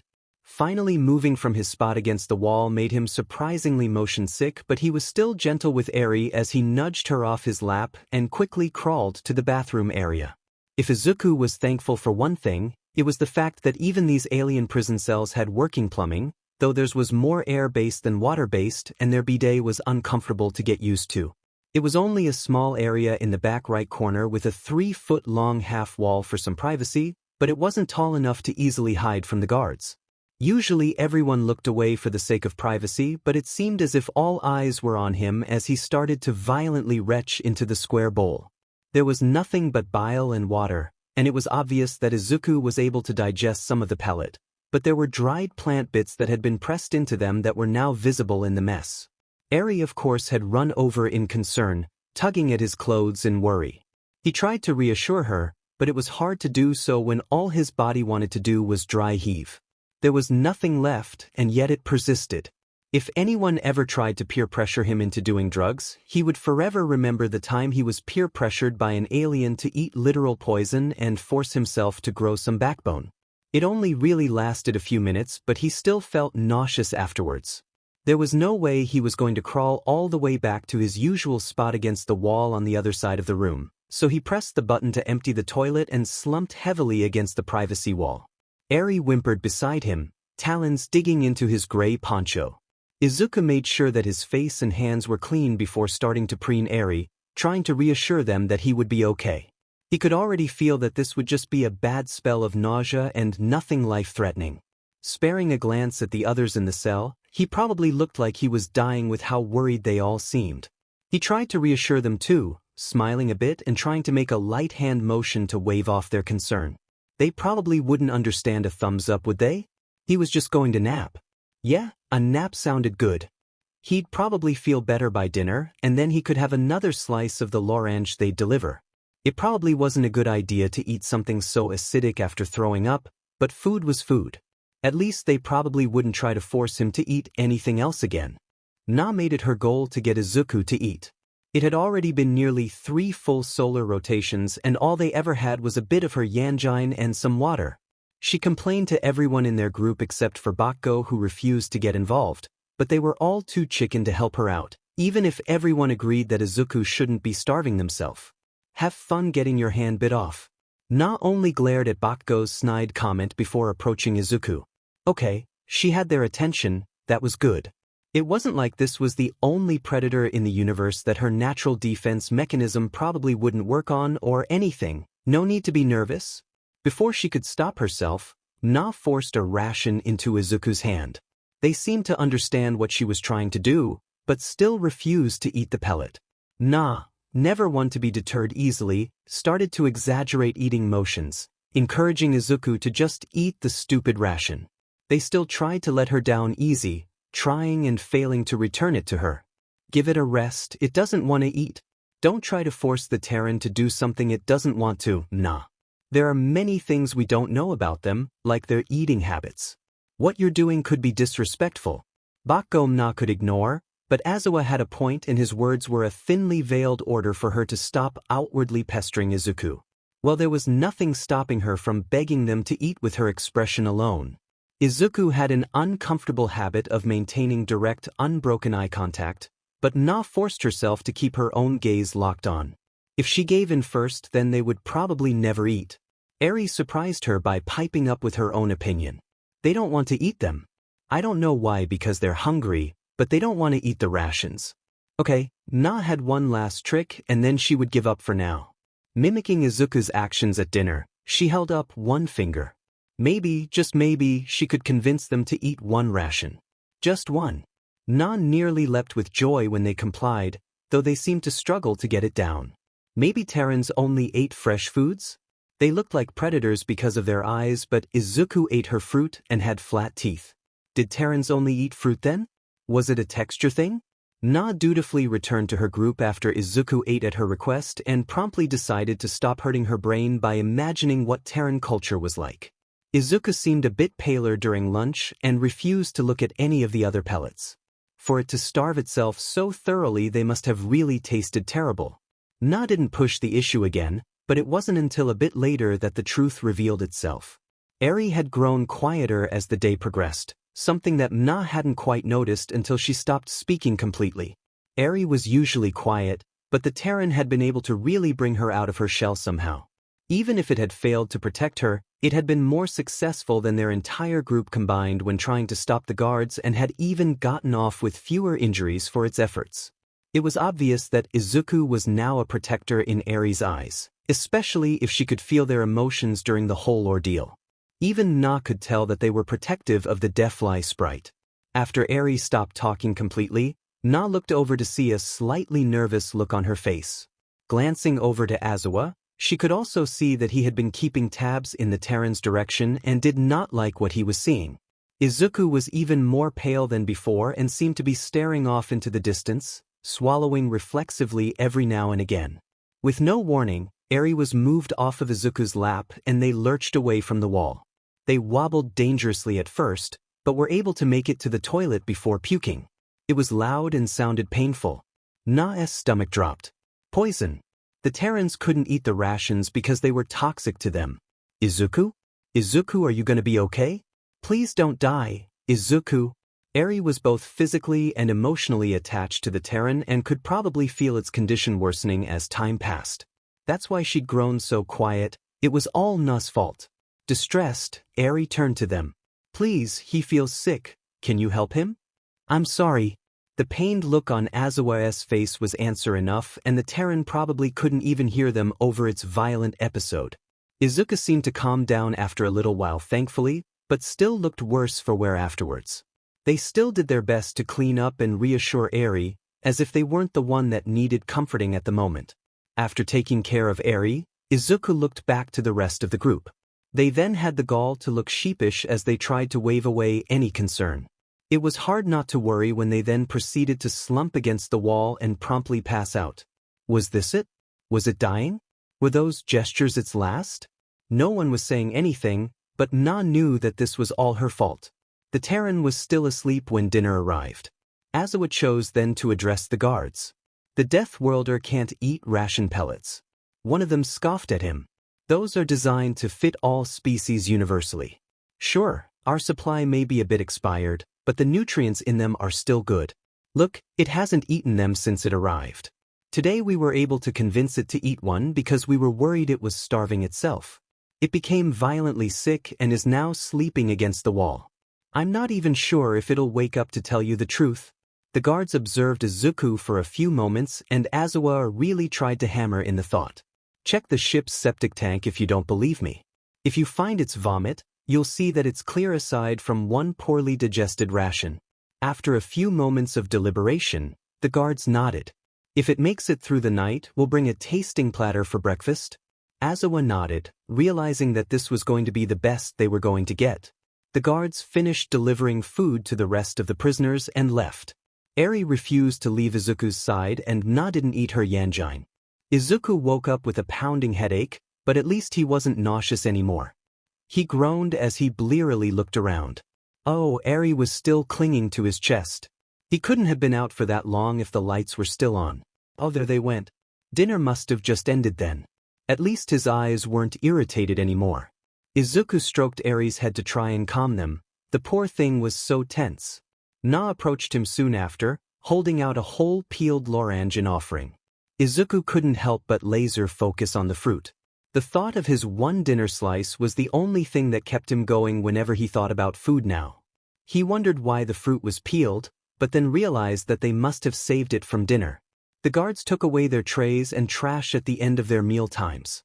Izuku didn't think it would be a huge deal if the lorange peel was missing, but Na most likely just wanted to make sure all of the trash was taken away. They probably had no idea when Izuku would wake up either, so they'd peeled the fruit and just held it waiting for him. It was a very kind gesture, especially considering that there obviously wasn't enough food being given to them already and Na had to hold off on eating something as tantalizing as the lorange while they waited. Like with earlier, Na forced the food into Izuku's grasp, but instead of sticking around this time they ran back to the group. Were they giving him the whole thing? Didn't they need to eat this? On that first night they seemed terrified that Izuku would eat it. The others were concerned too, but it was obvious that if the guards were willing to provide these from Na, then they were essential to their diet. Izuku cradled Eri with one arm as he stood, holding the lorange in his other hand before walking over to the group. Na was obviously trying to avoid eye contact with him, but he wouldn't let them ignore him for something like this.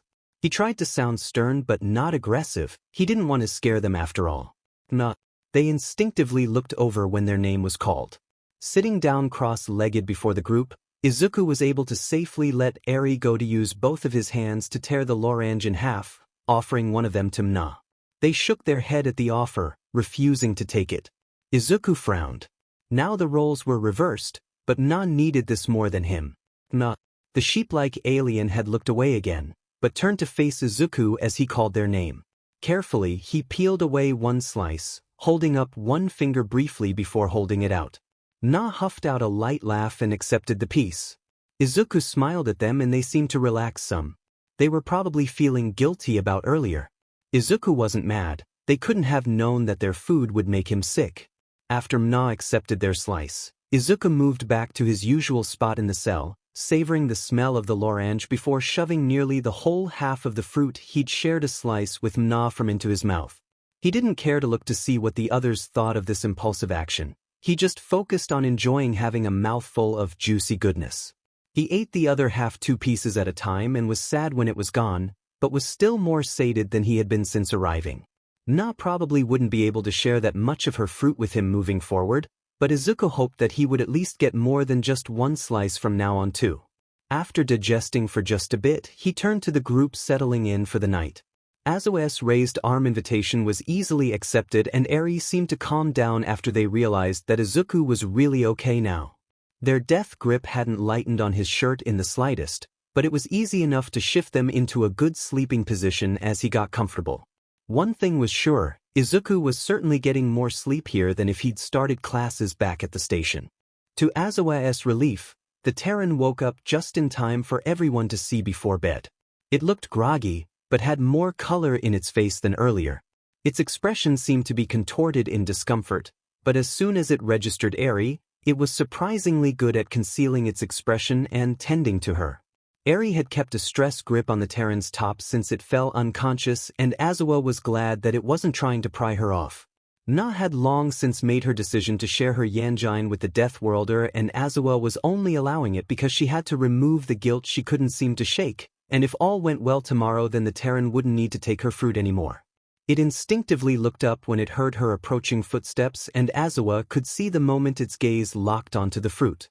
It stared intensely and was probably salivating if the reflexive swallowing Azawa could see from his position meant anything.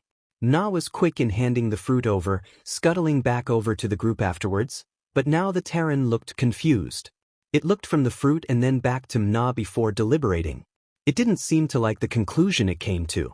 Azawa was surprised at how much strength it seemed to have after being so sick earlier, but it had regained its lost balance and was able to stand while still holding Eri before walking right over to them. It would always be unnerving to see it stand to its full height after getting used to its sitting position, but it didn't last long, the Terran taking a seat within arm's reach of his students. Na. The Deep turned her head and locked eyes with the Terran. To everyone's surprise, the Terran deliberately split the Yanjine in half and offered one of the halves to Na. It must have been starving, and yet it was still willing to share that much? Azawa would probably have scarfed down any food offered to him after 3 solar rotations of nothing and felt guilty about it later, but Death Worlders seemed to have a surprising amount of restraint. They couldn't even tell it why Na needed the fruit in the first place, yet it was smart enough to figure out that she did indeed need it. Na could be stubborn though and shook her head in the same way the Terran did earlier when it was refusing to eat the toxic ration pellet she offered. Izuku seemed a bit exasperated at the refusal before getting her attention again. Na. It made one more attempt, holding up one finger and peeling away one slice of the Yanjine. Na snorted and finally accepted the offer. After seeing it so many times, Azawa could confidently say that the expression it was making was a smile, and after Na had her slice it shuffled back over to its usual spot in the cell. The whole world then seemed to fade away for the Terran. It took a long smell of the Yanjine and without warning shoved nearly the entire smaller half into its mouth, one slice falling apart from the rest only to be quickly eaten right after. It resolutely ignored them as it made little contented noises while chewing.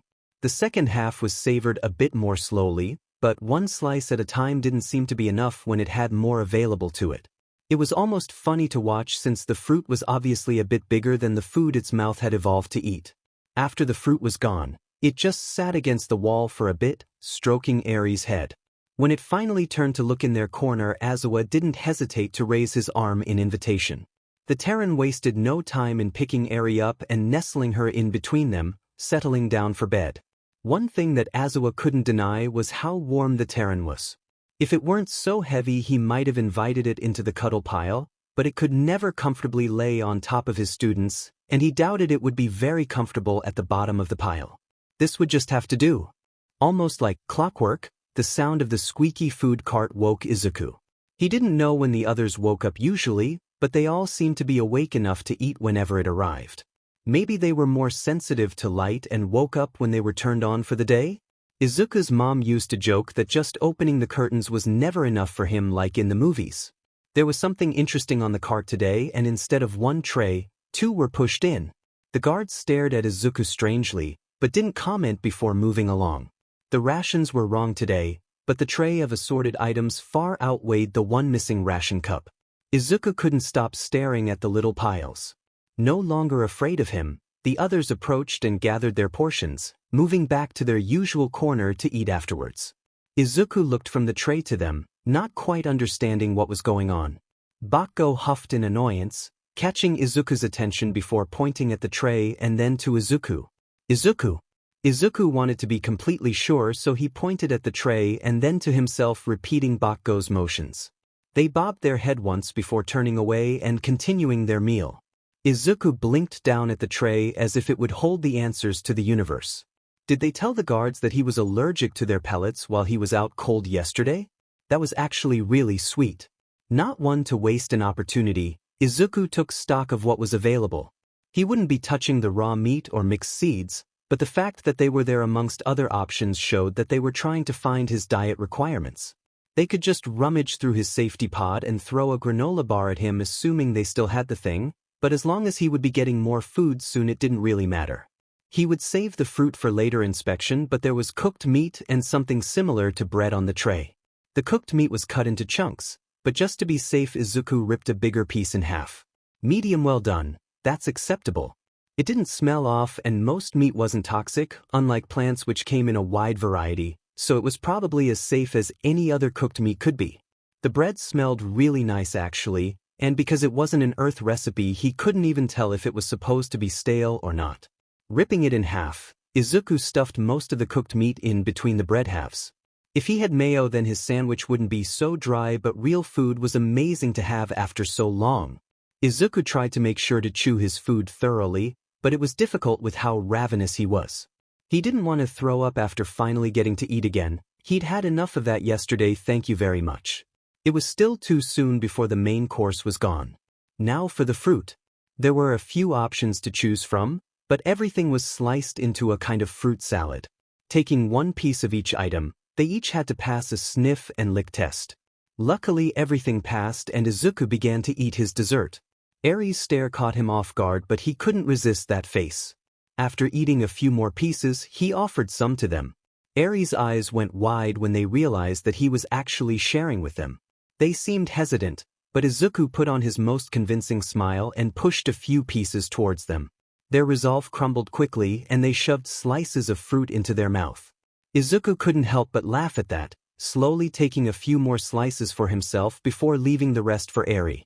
He was full. Like, actually full, and it left him feeling quite happy. He wiped away some fruit juice from Eri's face when they finished and returned the trays to the guards with a smile on his face. If he purposefully smiled with teeth to unnerve them, then that was his business, but his joy was short-lived. Before lunch, the ship shook suddenly. When the gravity shifted, Izuku knew they were landing somewhere. Where were they headed? What was going on? The others seemed worried but not surprised. Not wanting to take his chances, Izuku joined them in their corner. They were at least comfortable enough with him now that this should be fine. Izuku didn't bother to check as he stared past the bars and into the hallway. This didn't bode well. Right on schedule, the squeaky wheel of the food cart woke the Terran. Just as promised, there was a tasting platter ready for it. The guard didn't linger after pushing their trays in, and the Terrans stared curiously at the assortment of foods. To minimize confusion, everyone had agreed to gather their rations and return to the corner, leaving the Terran to peruse its options. It still seemed confused, and to everyone's surprise Bakugo took the lead in explaining the platter. It was simple enough. He caught the Terran's attention, pointed to the tray and then to it, and said their name. Still reluctant, the Terran pointed to the tray and back to itself. At Bakugo's affirmative nod, Izuku began to inspect the items before them. Azawa wasn't surprised when they didn't spare a glance to the assorted seeds. They were a mammal after all, and those were preferred by avians, but they also steered clear of the raw meat, which was mildly surprising. Everything else was fair game, and after inspecting the cooked meat to check its preparation, Izuku wasted no time in stuffing the chunks into the provided bun ration. Not the strangest thing Azawa had ever seen, but for them to recognize the bun as food right away meant that they had something similar back on the Terran death world. They saved the fruit for last, and despite agreeing to let the Terran eat in peace, the deathfly sprite couldn't help but eye the fruit. Izuku was very observant and noticed her after just a few bites. Eri tried to stay strong so that Izuku could eat, but despite this being their first meal in 3 solar rotations, they still were willing to share. Deathfly sprites survive almost solely on fruit, so after having been held captive for so long it was probably irresistible to the young girl. Izuku was generous, saving nearly a third of the assorted fruit for Eri to snack on. They even seemed to enjoy watching her eat, not that Azawa could blame them. Eri almost looked like Izuku had the night before as they gorged on Na's gifted yanjine. The domesticity wasn't meant to last, unfortunately, as not even halfway through the cycle the ship lurched as it prepared to land on some unknown planet. Azawa hoped that they were just refueling or gathering more supplies before moving along, but this had happened a handful of times during their stay already, and the chances of that were slim. He at least prayed that they wouldn't be using the Death World. Underground fighting rings could have some nasty competitors, and Izuku obviously had no clue how to tell what creatures to look out for. Izuku was not prepared for the ship to land and huddled with the rest of them in their corner in apprehension. The landing didn't take too long, and it was eerily still until the guards entered the hallway, armed with their batons and restraints. I'm saying that the Death Worlder should have been chosen. Did you see what it did to Eskadischa's arm? For the last time, that wasn't our call to make. We're still too close to its home territory to draw attention to it, so we have to wait until we get to another system before we can have it fight. I know, I'm just so curious to see what it can really do, you know? Yeah, less talking, more grabbing. To Azawa's relief, the guards opened up the cell directly in front of theirs, taking out the Nriya for today's fight. As terrible as this situation was, Nriyas weren't a sentient species. It was still cruelty, but there was something different about sending an animal to fight versus sending a colonized species into the ring. The Nriya didn't go quietly, but even it knew to follow after it was caught. Those batons were nothing to mess with. Lunch was more tailored after the guards assessed what was and wasn't eaten from the Terran's breakfast tray, and by dinner they will have figured out a meal plan for Izuku. They still shared their fruit with Eri, but Azawa wasn't going to step in and stop them. When the Nriya wasn't back by dinner time, Azawa knew that it wouldn't be returning. He idly wondered if they would try to move Izuku now that there was a free cell again. Izuku didn't like how everyone kept glancing at him after the ship landed. He tensed when the guards walked into the hallway, but they thankfully didn't enter their cell. They instead took out the alien in the cell in front of theirs to drag it off somewhere. Izuku wasn't sure he wanted to know where it was taken. It didn't come back. On the bright side, he was no longer starving. The guards had cracked the code and he now had edible food to eat, though he felt bad that the others still had to eat those disgusting pellets. They didn't seem to mind aside from Eri, but Izuku was happy to share his fruit with them. He didn't even have to ask Na for any of their lorange anymore. They stayed docked wherever they'd landed just for the night, and after their breakfast trays had been collected the ship rumbled back to life, blasting back into space. It was impossible to tell exactly which direction they were going in, not only because there were no windows in their cells but also because Izuku had only felt any motion at all while the ship was either landing or taking off. Everyone knew that something big had happened after they left again because the guards were heard running and yelling outside the hallway. It wasn't long before they knew exactly what went down. Izuku didn't know what the dragging noise was, but the others seemed to, and it piqued their interest. The chatter of the guards had gone from frantic to casual, and it took 3 of them to drag what was obviously a new captive into the new vacant cell in front of them. It was covered in the large billowy gray clothes everyone here wore, but after it was unceremoniously rolled into the cell, Izuku knew exactly what it was. That was another human. Just one? Where did he come from? Was he looking for Izuku? Were there others? If no one was looking for Izuku, would other humans come to find this man? He didn't have to wait long before he could ask these questions and more himself. But what the— Hey! The blond man's head shot up in Izuku's direction, eyes wide in surprise before a wide grin spread across his face. Izuku couldn't keep the emotions held inside and he began to cry, upset that someone else had been captured but so glad to have something familiar nearby. Lost kid, I found you. Me? Yeah. I almost thought I'd never catch up. Well, this isn't much of a rescue yet, is it? The man laughed as if he hadn't been captured by space pirates. Izuku slid closer to the bars, trying to get as close as he could to this physical representation of hope and rescue, to bask in words that he could actually understand again. The name's Taishiro Temitsu. You can call me Toyo. I would have been one of your instructors back at the station, but then those kids had to play that nasty trick on you. Don't worry, we got everything on surveillance, you aren't in trouble and everyone involved has been dealt with. But, well, we're really in a pickle here, aren't we? Yeah. Hey, you're not hurt, are you? No, I'm okay. Well, I did fight with the guards the other day. It was in self-defense, I swear. They were trying to pluck this alien's feathers and they were so scared. I was only really electrocuted a little. Their sticks are kinda like weak tasers. They used the toad alien to put me to sleep afterwards and put some kind of muzzle on my face because I bit one of the guards, but it was pretty easy to break and they haven't come back with a new one yet, so I'm hoping they gave up, and— Wow, you really have a set of lungs on you, huh? Don't worry, that's a good thing. We love inquisitive minds at the station. Dr. Garaki said something about you having potential and it's hard to impress that old bat. Anyways, I'm going to talk to your friends real quick, okay? Have they been treating you well? Yes. I think they were scared of me at first, but I guess the fact that I didn't attack anyone and helped when the guards barged in before helped show them that I'm not a threat. I hope so at least. I don't know any common yet. Don't worry about that, you've got Toyo-sensei here to save the day now. I'll be getting a sense of the bigger picture after I speak with everyone and then I can let you know what we should expect. I'm assuming you've had an eventful few days. On behalf of the whole space program, I apologize that we let this happen. Toyo, who hadn't stood yet, content to just sit against the wall mirroring Izuku, bowed in apology. Izuku waved his arms around in a slight panic. No, it's okay. You couldn't have known that one of the kids would set off an emergency alarm and pull such a big prank on me. The fact that you came to find me is more than I could have asked for. Toyo just smiled broadly, laughing off Izuku's panic. Afterwards, he turned to the group hiding in the corner, speaking common for the first time and drawing the attention of Aizawa. Toyo wanted answers and someone was going to give them to him. They'd somehow managed to catch another Terran Death Worlder, and this one was obviously much larger than Izuku was. Aizawa hoped it was a gender difference, or maybe even some kind of mutation, anything but the confirmation of his theory that Izuku was truly a child of their species. Izuku was instantly transfixed on the new Terran, getting as close to the electrified bars as they could to get a better look. The new Death Worlder groaned as it woke up, but Izuku called out to it, gathering its attention right away.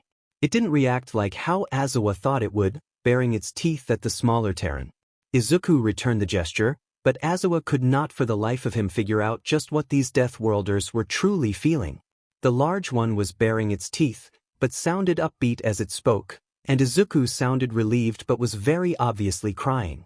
Eri didn't seem very bothered, so he assumed it wasn't anything too bad. Maybe Terrans had to establish a hierarchy upon meeting one another? Aizawa wasn't sure if Izuku knew this other Death World. Call him callous, but Aizawa was glad they put it in a different cage. He was sure that Izuku would be happy to be reunited with another of their species, but their cell was already cramped as it was. Then the Terrans spoke to them in common. Hey, can anyone tell me what's going on? Everyone's eyes locked onto the new Terran. It was almost creepy in how it spoke. It sounded exactly like the computer-generated text-to-speech communicators. With a start, Aizawa realized that the Terrans must be in their probationary period right now, and because they were such good mimics, as proven by Izuku, they were using technology to learn Common and were able to pick up the language without any species-specific accents. Common as it was intended was decidedly creepy, but fairly easy to understand. Aizawa stepped forward to address the Death Worlder. I am Soda Aizawa, flight instructor for UA and a licensed pro-hero of the HPSC. You have currently been captured by a group of criminals participating in underground fighting rings and black market trades. At this time we are unsure if there are rescue efforts in place to free us, but the statistics say that odds are slim. My students and I have been here for nearly 4 full lunar rotations. The Terran made a whistle that would make Zashi proud and nodded the same way Izuku had in affirmation. Sorry to hear about your capture. I'm Taishiro Toimitsu, human instructor on alien flora and fauna for the new HPSC-approved space station orbiting our home planet. You can call me Toyo.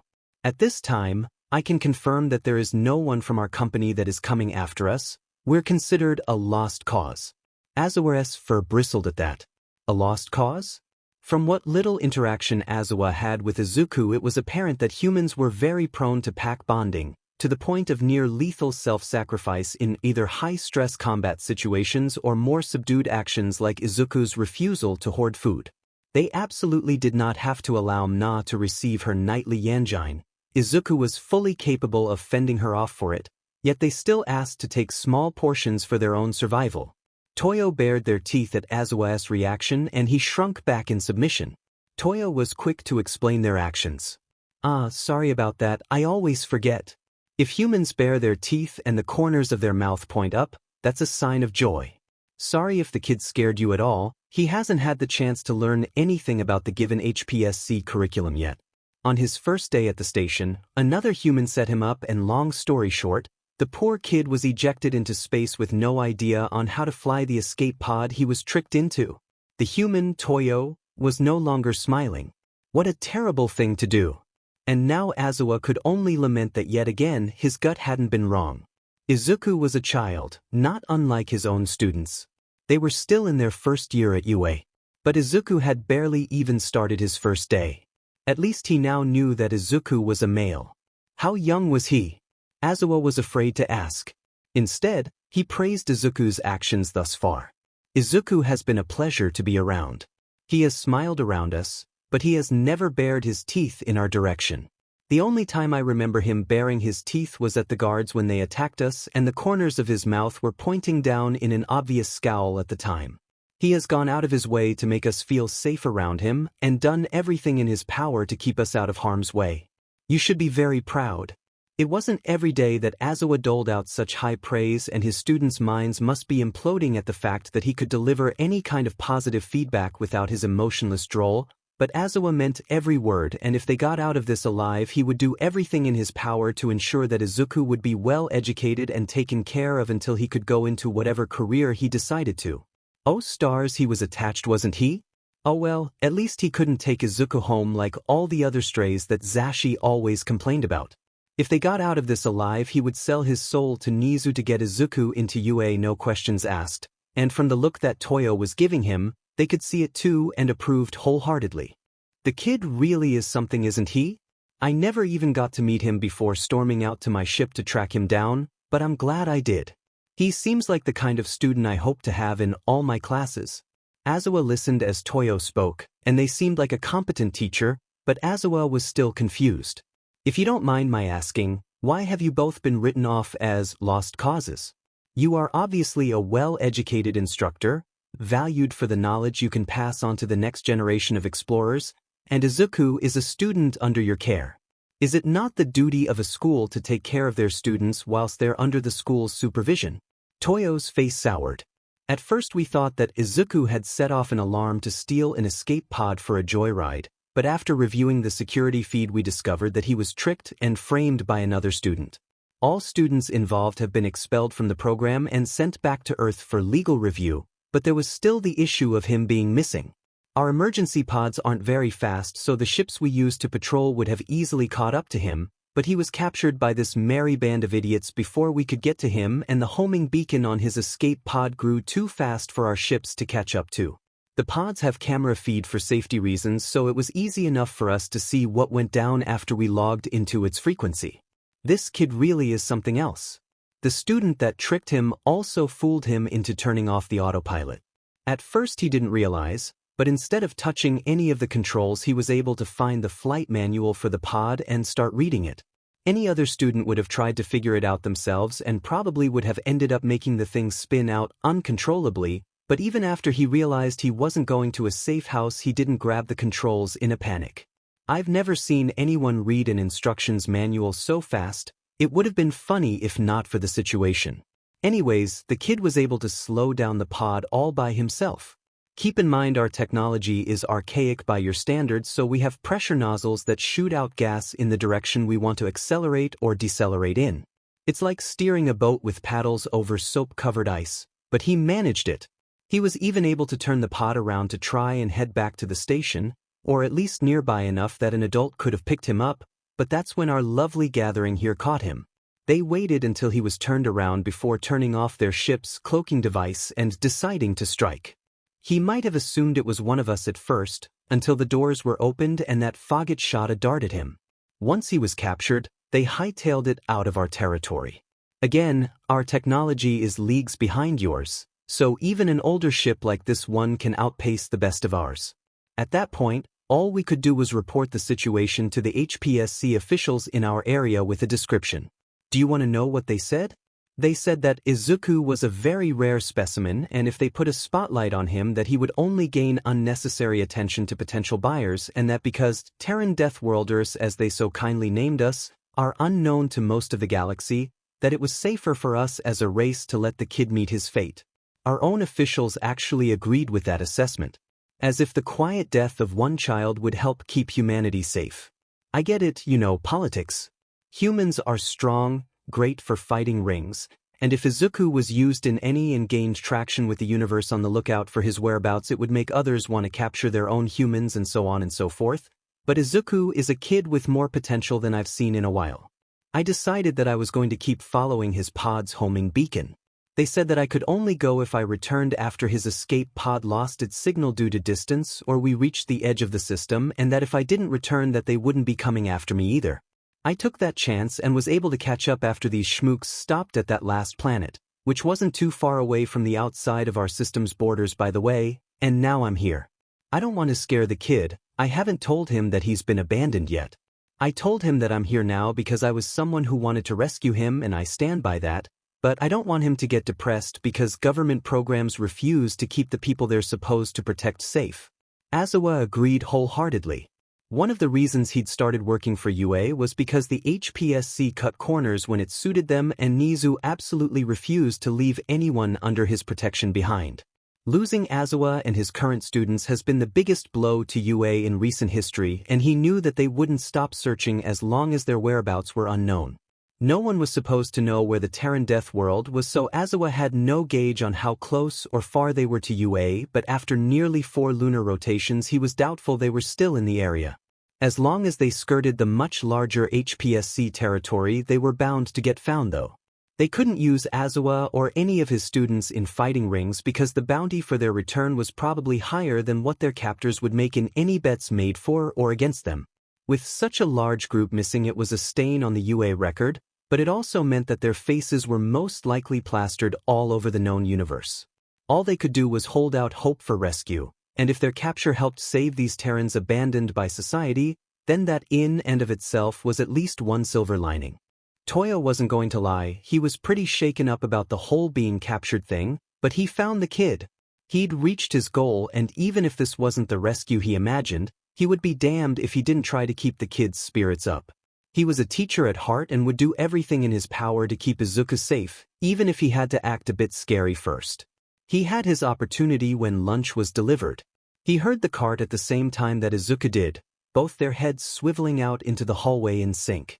He heard the Senki mutter about how creepy it was but ignored it to start enacting his plan. Izuku let him know it was just food, but Toyo had a mission.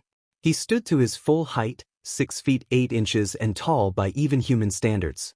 He knew he was an intimidating figure and his face was set in stone by the time the guard arrived.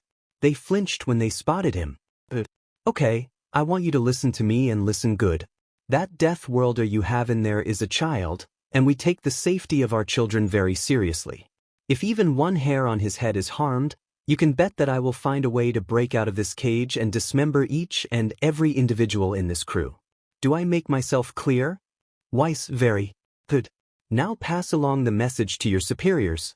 Toyo didn't remove the scowl from his face until after the guard had finished delivering the food and scuttled away, and then he sat back down against the wall with his usual smile back in place. Everyone in Izuku's cell was tense now. What did you just say to the guard? Oh, nothing much, just a quick warning is all. Man, I'm surprised we get such a nice selection. Not even all the HPSC members know we can't eat danga root yet. Danga root? Toyo had only really meant it as a distraction, but this was the perfect chance to start teaching Izuku in the field he excelled in. Yeah, it's an essential component to most universal rations. It has vitamins inside that most species need to survive, but it also has some proteins in it that are too harsh for humans to digest. Don't worry, you would know not to eat it, they smell like a car wash. Toyo grimaced, having been one of the lucky few to help test and determine what humans could and couldn't eat. When Izuku stayed silent and looked away, Toyo got a bad feeling. He instead turned his attention to the others. Please tell me that the reason we have actual food is because Izuku was just starving himself and they took notice. I'm not stupid enough to believe they somehow knew that we can't eat danga root. Toyo's eyes shifted to the eep of the group when they whined and started to shift uncomfortably. It was my fault. I was worried that he wasn't eating and convinced him to eat the rations. I'm sorry. Toyo turned his attention back to Izuku, food forgotten as he scrambled to the bars. You ate the rations? Kid, those things don't smell anything like food. What were you thinking? How much did you eat? Did you throw it back up? How long ago was this? Are you feeling okay? Izuku slumped against the wall and sighed in defeat now that he was found out. Knowing this tone from whenever his mother got worried about him, Izuku gently removed Eri from their usual place on his shirt and encouraged her to eat the rest of her lunch with the others, offering a small smile to them before turning to the mother hen in the cell facing theirs. I'm fine. I only ate the one pellet and I threw it up a few hours later. I was only really nauseous and don't remember any other side effects aside from how dizzy I was when I finally tried to move afterwards. I slept it off and by the time I woke up I was okay, I swear. Toyo sighed in relief, but then started to lecture his new student, waving a finger in his direction as he did so. You know that could have gone a lot worse, young man. Lesson number 1 in my class is to never eat anything you're unsure of unless it is an absolute emergency. You see these fruits? I know that they're approved for human consumption because I was on the team that worked with the HPSC to figure these things out, but even if it smells good doesn't mean it's edible. Is there anything else I should know about? Izuku flushed and looked away before mumbling. What was that? I couldn't hear you. The lorange, sir. None of that's your business, I'm not that old. What's a lorange? Oh right. I didn't know what it was called, so I just started calling it a lorange. It's some kind of citrus they bring in from Na, the pink sheep-like alien. They're called Eeps, kid. Okay, so let me guess. It's purpley pink, larger than any other citrus we have on Earth, and tastes like if they spliced an orange with a lime? Yes, that's it. Before they knew I couldn't eat the rations, I may have asked if they could share some of their fruit with me. Toyo barked out a laugh. Oh, this is rich. They're called yanjines, kid. How did they react? Well, at first I don't think they knew I was civilized like them. I can't speak common like you, so I just held up one finger to ask for a slice. I took my piece and gave the rest to them after. It smelled really good, but then Azawa moved and I didn't want to have the fruit taken away, so I might have, shoved the whole thing into my mouth? Toyo was full out laughing now. Man, I bet that must have been surprising for them. Kid, Eeps are the only species aside from humans and some insect species that can digest citrus. Even then, Eeps don't actually eat the fruit. They store the juice in a special layer of their skin and can use it to squirt at predators in self-defense. To other species, it's almost like acid. It's not corrosive enough to hurt skin in most cases, but it will absolutely hurt them if ingested. Azawa was probably worried you would hurt yourself and you must have blown their minds. I know the feel. The HPSC brought in the yanjines because it was a requirement for testing, not realizing that humans would take to them like candy. Just add a little sugar and they make the best juice. Izuku smiled and laughed at that, and Toyo turned his attention back to the group. Thanks for sharing your yanjines with Izuku. He's lucky that everything that's smelled good to him has been edible so far, but I'll be sure to teach him what is and isn't human safe properly when I have the chance. For now, just keep in mind that the universal rations go through rigorous testing for every new species that enters the galactic frontier, and they're currently working on a version that humans can properly digest. Na nodded, surprising Toyo a bit since that was a more human thing, but smiled nonetheless. Bakko didn't know what to think. It had only been a few solar rotations, and yet his view on Deathworlders had already shifted in so many different directions. At first he was wary. Azawa was never scared of anything. But when Izuku first arrived, Bakko couldn't describe the look on his teacher's face as anything but fear. Then it didn't attack them, and he thought that his teacher was overreacting. Was this really the fabled race of savages that easily fended off the strays? They certainly didn't look like much. Then it attacked that guard, and Bakko remembered why he trusted his teacher's judgment. Those teeth were blunt, but they were dangerous. And then another backwards weakness. What kind of creature could eat yanjines of all things, but not ration pellets? One thing was made clear though, this Deathworlder, Izuku, had earned Bakko's respect. The moment it decided to arm them with a weapon and still try to defend them while unarmed, it gained his respect. The fact that it didn't falter even after getting electrocuted and was still willing to take on a group of enemies in a fight it knew it probably wouldn't win awed Bakko. Until he could prove himself, Bakko would fight to feel like he had worth as a warrior again. After the Terran was taken out, Azawa ordered him to stand down and return the baton quietly.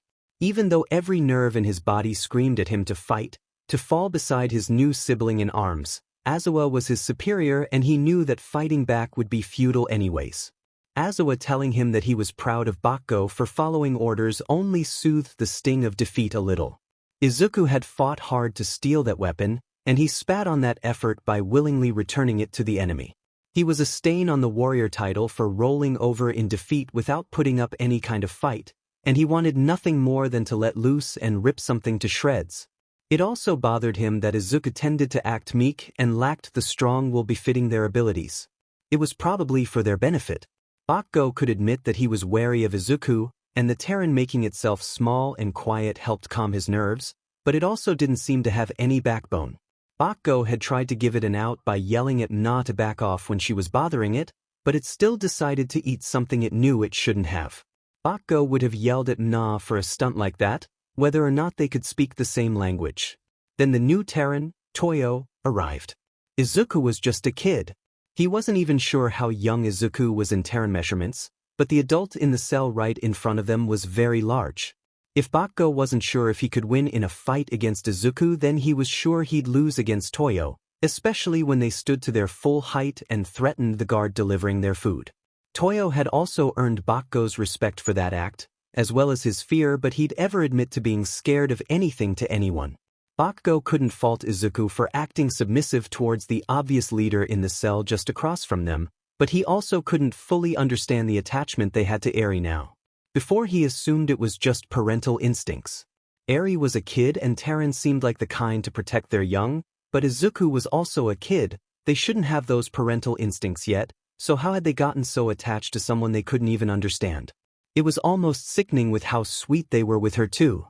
The damn thing was starved and yet cute baby eyes were able to convince them to share with her when they knew that she had her own damn food to eat. Again, Bakugo would have understood if it were instincts. Dragons were feral when protecting their young, but Eri wasn't Izuku's young. That mystery would need to wait another day though, because after dinner, Izuku began to fiddle with the muzzle they now hid behind the toilet's privacy wall. What was it doing? Oh, okay, so not just its teeth were strong. Even young Terrans had the strength to pry apart welded metal. Good to know. It wasn't just prying apart the metal either, it was straightening out the spokes. But what was it going to do with the metal scraps? It had some kind of plan, that was for sure, because as it worked the metal into thin V-like shapes, it spoke with the other Terran. Out of nowhere, the adult touched the cell bars. It didn't get seriously hurt though. Even Denki would have had quite the shock if he touched those bars, but thinking back, Izuku had been able to hold onto the guard's baton while it was sparking before too. Were humans resistant to electricity? It did hurt them. Toyo waved their arm a bit and sucked on their finger after getting shocked, but whatever they said to Izuku must have been encouraging. Izuku made sure that Eri was latched onto Azawa before approaching the bars and tentatively touching them. They were careful to only allow the bars a quick feel before moving back, but they had even less of a reaction than Toyo, only briefly wiping their finger on their top before trying again, laying their palm over the bars. They were able to hold their palm against the bars for several ticks before grinning in a way that sent shivers down Bakugo's spine. The Terrans had a plan, and it already seemed terrifying. Izuku would admit that he was quite proud of himself. The locks for these cells were different than ones on Earth, but similar enough that the wires he was able to salvage from his muzzle might just be able to do the trick. He modified them to fit visually by using the lock on Toyo's cell as a reference, but there was still one problem to address. The guard's keys all had rubber handles to avoid the electric current constantly being fed through the bars. Hey Toyo. What is it, kid? I think I have a plan to get everyone out of here. Oh, well, if anyone can do it you can. What do you have? Well, after I bit one of the guards, Toyo, who hadn't processed that little tidbit during Izuku's previous mumbling episode, made a noise at that, but Izuku continued, not giving him a chance to recover. They put that muzzle I mentioned before on me so I couldn't do it again. I was able to break it off pretty easily and I just made some lockpicks with the wires that I think might work. The only problem is that the bars have electricity flowing through them and I don't know how to turn them off to test my lockpicks out. Toyo thought for a moment before replying. What if you didn't have to? What do you mean? I'm gonna touch him. What if you get hurt? I'll be sure to only do it for a sec, but we won't know until we try, right? Toyo approached the bars and quickly poked his finger against them, hissing and sucking on his finger after, but it wasn't really that bad. I've been tossed before, kid, and it's not quite that bad. It's like a step above a static shock, but it's more annoying than painful. Just don't hold on for too long. Izuku nodded and tried it out himself, finding it tolerable. After being able to hold his palm against the bars for 5 Mississippi seconds, he was sure he'd be able to pick the lock to their cage. Then there was the toad issue. Okay, I think I can pick the locks like this, but what about that toad-like guard? If they catch us, we'll just be put back and they'll figure something else out. Toyo rubbed his chin for a minute before snapping his fingers. How many times have you been hit with their neurotoxin? You mean their darts? Twice, I think. Yeah, the first when they captured me, then again later on. I think the second dose might have been weaker because they were aiming at everyone behind me though. I wasn't out for as long and I was able to stay awake for longer before passing out. I'm not so sure. Let me ask your friends real quick. Toyo switched to common before addressing Azawa, who'd been watching them curiously as everyone got ready for bed. Hey Azawa. The kid says he was shot with faggot neurotoxin twice. The first time I can guess the guard got him with the usual dose for something his size on capture, but did they say anything about his second dose? He says it was probably weaker because they were aiming at you guys. Azawa paused for a moment to process. He's wrong on both fronts for his shot while with us. The guard warned us that the amount he was giving to Izuku would be enough to kill anyone else in our cell, and we weren't allowed to warn him. They pretended to aim at us so he would take the shot without dodging. It worked, but it took a while to take effect and he was fighting it the whole time. How long did it take him to go down? At least 40 ticks, but I was more focused on other things at the time. That's fine, it sounds like it was stressful. Izuku and I are working out an escape plan right now, but there are things we need to plan ahead for. The faggot on their team is an issue, but Izuku already has a head start on that. Given enough exposure, humans can become resistant to some toxins. The fact that he was able to fight off such a high dose of faggot neurotoxin means that if given more exposure it won't affect him enough to keep him down. The only problem is how to get him that exposure. Azawa was glad that Toyo had included him in their plans. I have an idea. Make Izuku pretend to be sick. I'm not sure how good you are at acting, but maybe if he acts sick we can play it off as withdrawals. Izuku was given 2 doses in a short amount of time and then not given any afterwards. We can say that humans get addicted to foreign substances easily and cutting them off suddenly is bad for their health. I like how you think. As much as I hate to admit it, I think I also have an idea to get the desired effect, but we're all going to hate it. I have no doubts he'll agree to it too, which should be concerning, but it might just be our ticket out of here.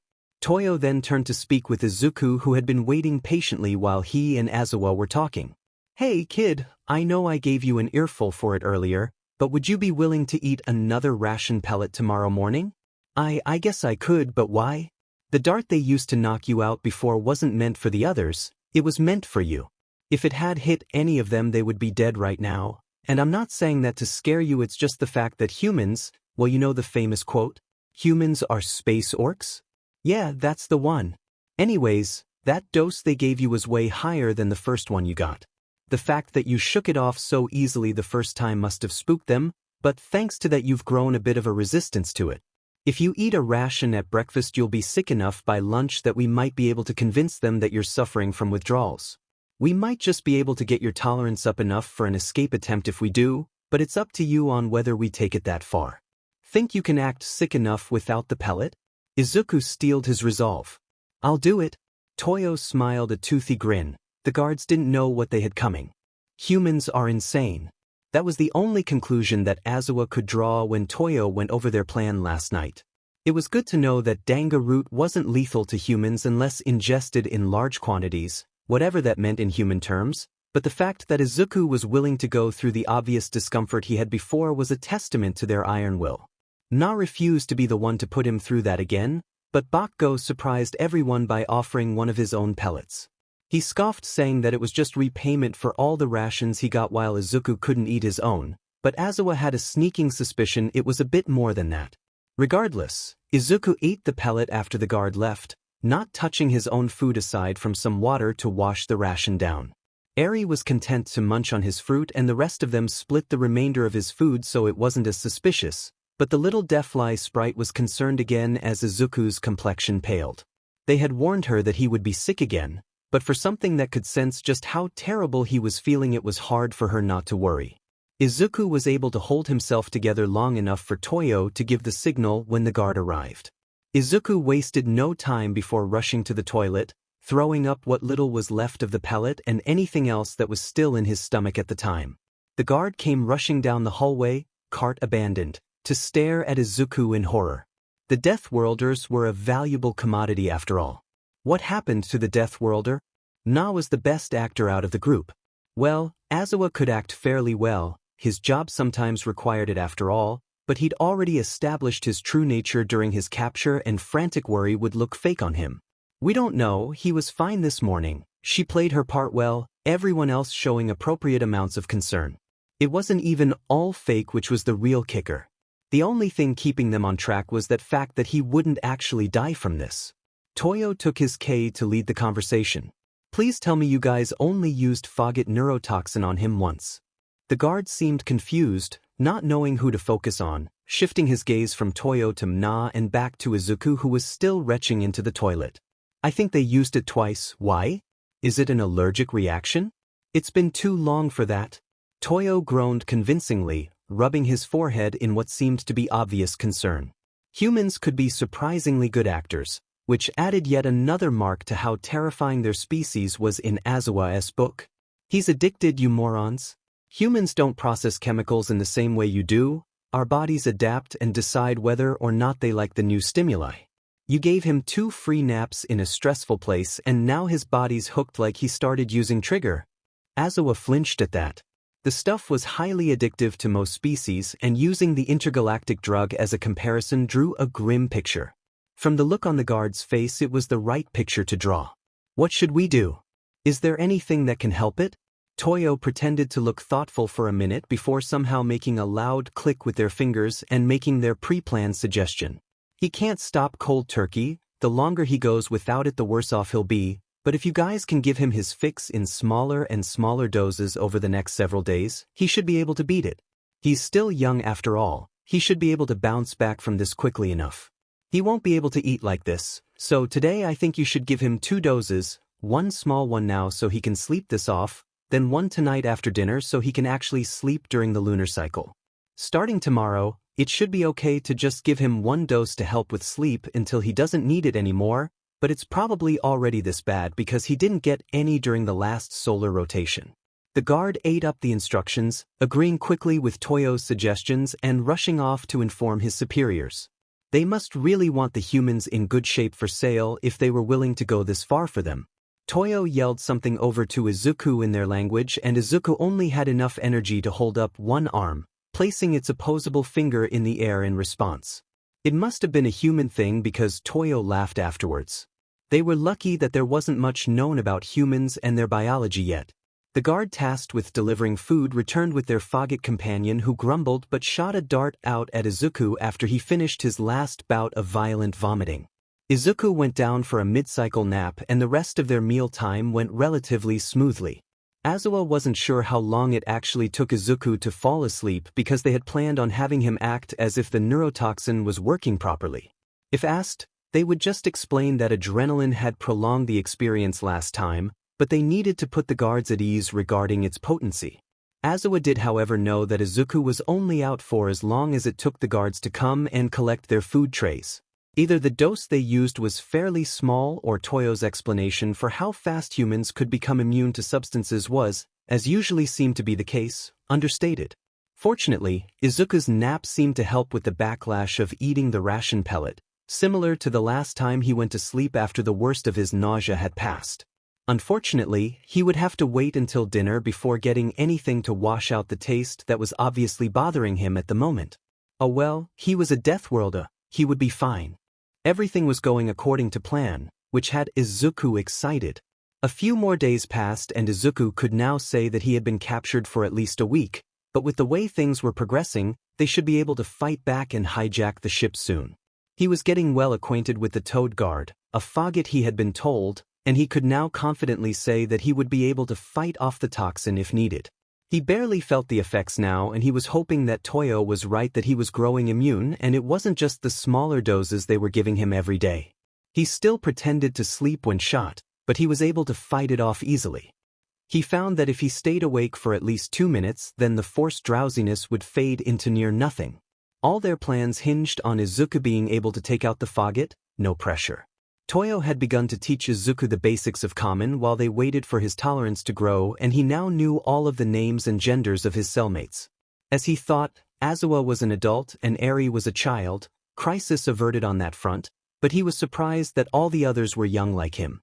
Their growth rates were all slightly different, but in terms of species, aside from Eri, he was still the youngest in the group. For some reason, this unsettled most of them, but at least now they could communicate a bit better.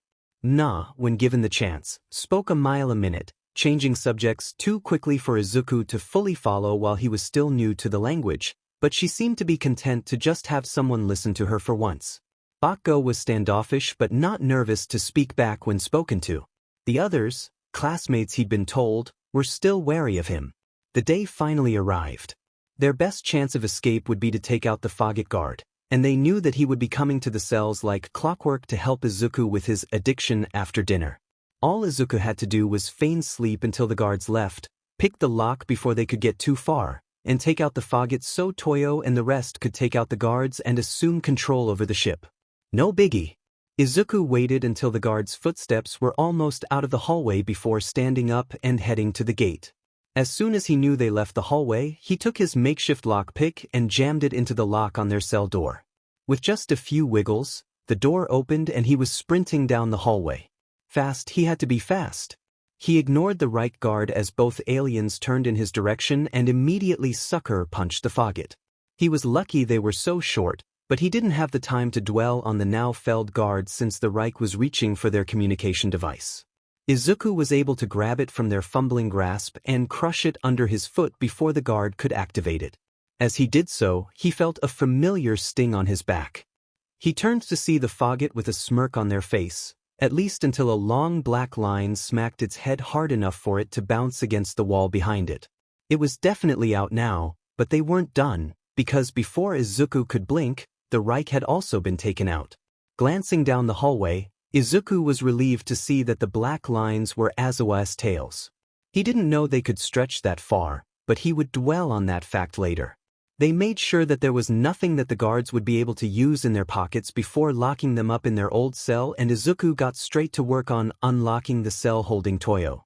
It was laughably easy. It turns out that the locks were relatively simple in design on these older ship models, the system relying on the electricity to prevent escape attempts. The HPSC has of course updated their systems since then according to Azawa. They had no choice but to bring Eri with them as they started storming the ship, but she and some of the other weaker members of their group stayed in the middle surrounded by the rest of the group. Azawa and Toyo took the lead while Izuku and Bakko brought up the rear. It was quiet since everything was settling down for the night cycle and they kept their footsteps as light as possible. If they hadn't already spent several days with Izuku, the others might have been surprised at how eerily quiet humans could be on their bare feet, but Izuku had taken to pacing in the cell after the first few days in boredom. Now the only sounds were the tapping of Na's hooves and the clattering of Bakko's claws. Azawa led the way, knowing exactly how to get to the cockpit. They were almost free. Azawa and Toyo took the lead in storming the control room while Izuku and Bakko guarded the door and the others in their group from outside. There were only 3 crew members present, and after they were taken out, Azawa hit the emergency lockdown control switch. All across the ship reinforced metal doors slammed shut, locking all inhabitants in whatever rooms they were currently in. It was over, they'd actually done it. Once everyone but Azawa and Toyo were locked out of the cockpit area, they knew the plan had worked and Izuku wasted no time in leaning against the wall, laughing and crying. The only thing that could open doors now was the captain's keycard, and after a few moments Azawa and Toyo walked out, Toyo wearing the keycard proudly. Izuku wasted no time in tackling the man in a hug and sobbing into his chest. Toyo chuckled as he reciprocated. Hey now, we're not done yet. We still have to sweep the halls and bring everyone who's not locked down to the brig. Think you can hold out until then? Izuku sniffled and nodded, pulling away with a determined look on his face. Toyo opened the door to the cockpit again and ushered everyone inside. Once there, Azawa started to give swift instructions to everyone who would be staying behind. Denki and Siro began to start resetting the coordinates for the nearest HPSC station while Na got to work on sending distress signals and communications to the nearest hero in the area. The remaining 4 heavy hitters left the control room, Izuku carrying 2 of the guards and Bakko carrying the captain, who'd so graciously given over his keycard when confronted. Toyo and Azawa took the lead in storming the hallways until they returned to the brig. Bakko, stay here and watch over the outlaws while we finish the sweep. Bakko bristled, wanting an active part in everything. Izuku noticed this and knew enough common now to guess what was happening. Toyo? Can you tell Azawa that I don't mind staying here? The tall man nodded before relaying the info over, but after a few words back and forth, Toyo smiled at Izuku apologetically. Sorry kid. You're lighter on your feet, which makes it easier for us to sneak around, and you're strong enough to carry more than one criminal if we come across a larger group. Azawa said that we need someone capable of taking out the guards safely too. I've worked with these species and I know what they can take. If you'd hit the Reich with the same strength you'd hit the Faggot earlier, you might have done some real damage. As it is, Bakugo is better suited to using the right amount of non-deadly force to knock out anyone we bring back for him to guard if they wake up, and you're an emergency backup fighter if we somehow can't pull through. Azawa is a licensed pro hero and shouldn't use deadly force, and I'm his backup. You're the muscle who will carry anyone we find back here, so we have our hands free. Think you can do it? It was strange that someone was calling him the muscle on a team, but they'd come this far and he could at least do this much. Looking back at Bakugo, Azawa seemed to have calmed him down with a motivational speech of his own, and the Dragot didn't look as if he was 2 seconds from running off and trying to storm the halls himself any more, so Izuku nodded. The next several minutes were a blur of action while Azawa led the 2 humans on an efficient loop through the winding hallways. Most of the ship's occupants were already in their rooms for the night cycle, as cleverly planned by Azawa, but there were a few staggered patrol groups, and in the end the 3 scouts dragged 7 more unconscious aliens to a semi-patiently waiting Bakugo. Toyo opened the door to the brig and Izuku went in first. As soon as he stepped into view of their old cell, he was shot with another dart. The Faggot was furious. How are you still awake? Izuku gave a toothy grin, causing both cell occupants to flinch back. Terran Death Worlders adapt quickly. Comply or accept punishment? Izuku didn't know a lot of common yet, but he knew enough now to get his point across, even if it was overly formal and he sounded like Space Siri. Content after the 2 guards backed away, he nodded to the others, Toyo entering to stand beside Izuku to help block the hallway from view in case they tried to take a shot at the other 2. There was no resistance as Bakugo and Azawa dragged the remaining criminals into Toyo's old cell. As soon as the door to the brig closed behind them, both humans laughed, Toyo holding up his hand. Izuku whooped and slapped the palm with a resounding smack and startling the other 2 aliens, but they figured it couldn't be bad if the humans were now excitedly dancing in celebration. Neither decided to comment as they finished their jumping and returned to the rest of their small group. Na rushed to the door as soon as it opened, excitement in her eyes as she let them know that help was on the way. Zashi couldn't believe it. He'd spent countless cycles patrolling and searching for his missing partner and students. They'd very nearly been written off as dead by the HPSC, but after 4 lunar rotations a report of their whereabouts was handed over. Their captors had gotten sloppy. They had hidden away outside of HPSC territory to escape a hero ship hot on their tail, but with their captain's face known and a description of their ship plastered everywhere in search of the missing UA students, someone had sold them out after they'd stopped at a nearby planet for an illegal underground fighting ring. It turns out there's no honor amongst thieves when the bounty is high enough. Zashi was quick to insist on being with the UA crew dispatched to intercept their last known trajectory.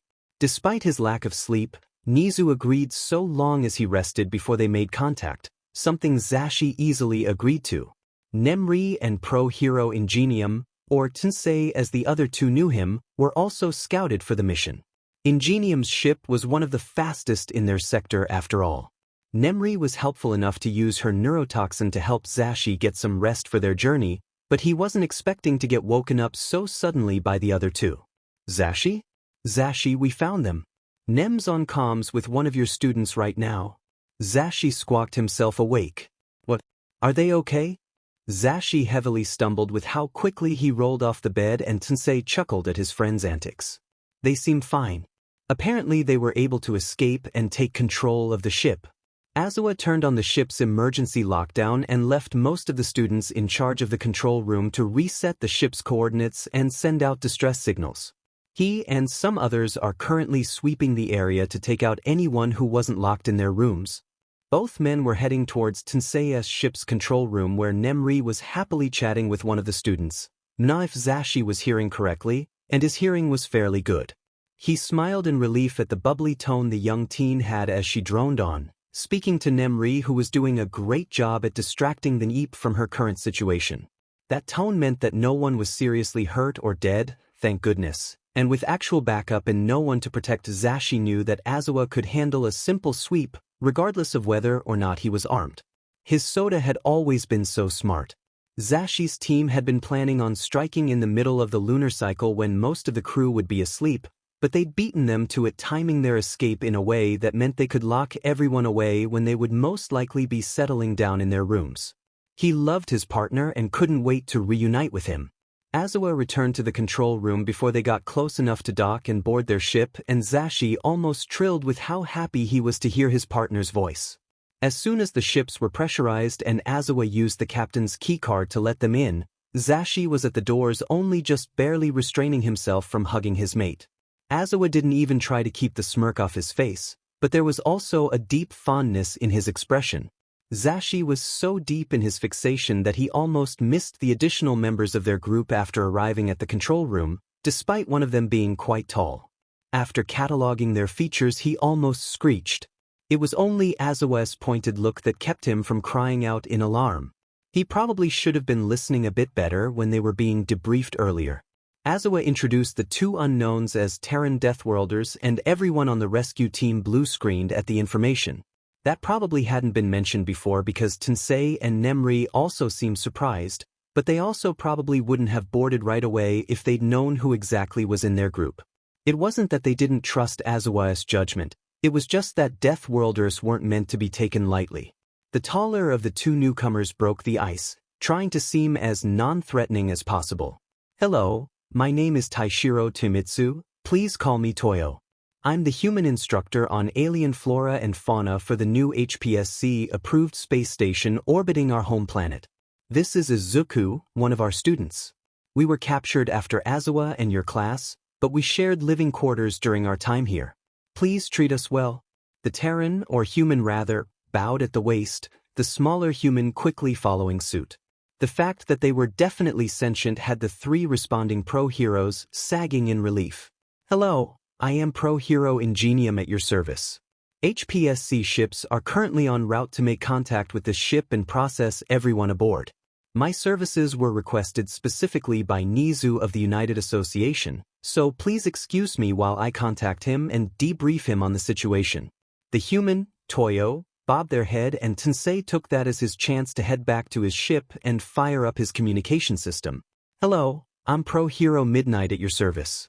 This here is Pro-Hero Present Mike. We're both teachers at UA and thank you for your assistance in rescuing our students." Both heroes flinched when the Terran bared its teeth, but the shorter Terran jabbed its elbow into their side and the mouth was quickly closed as they rubbed the back of their head sheepishly. Azawa's deep sigh after caught their attention. Apparently, humans smile while baring their teeth. If the corners of their mouths point up, it's a good thing.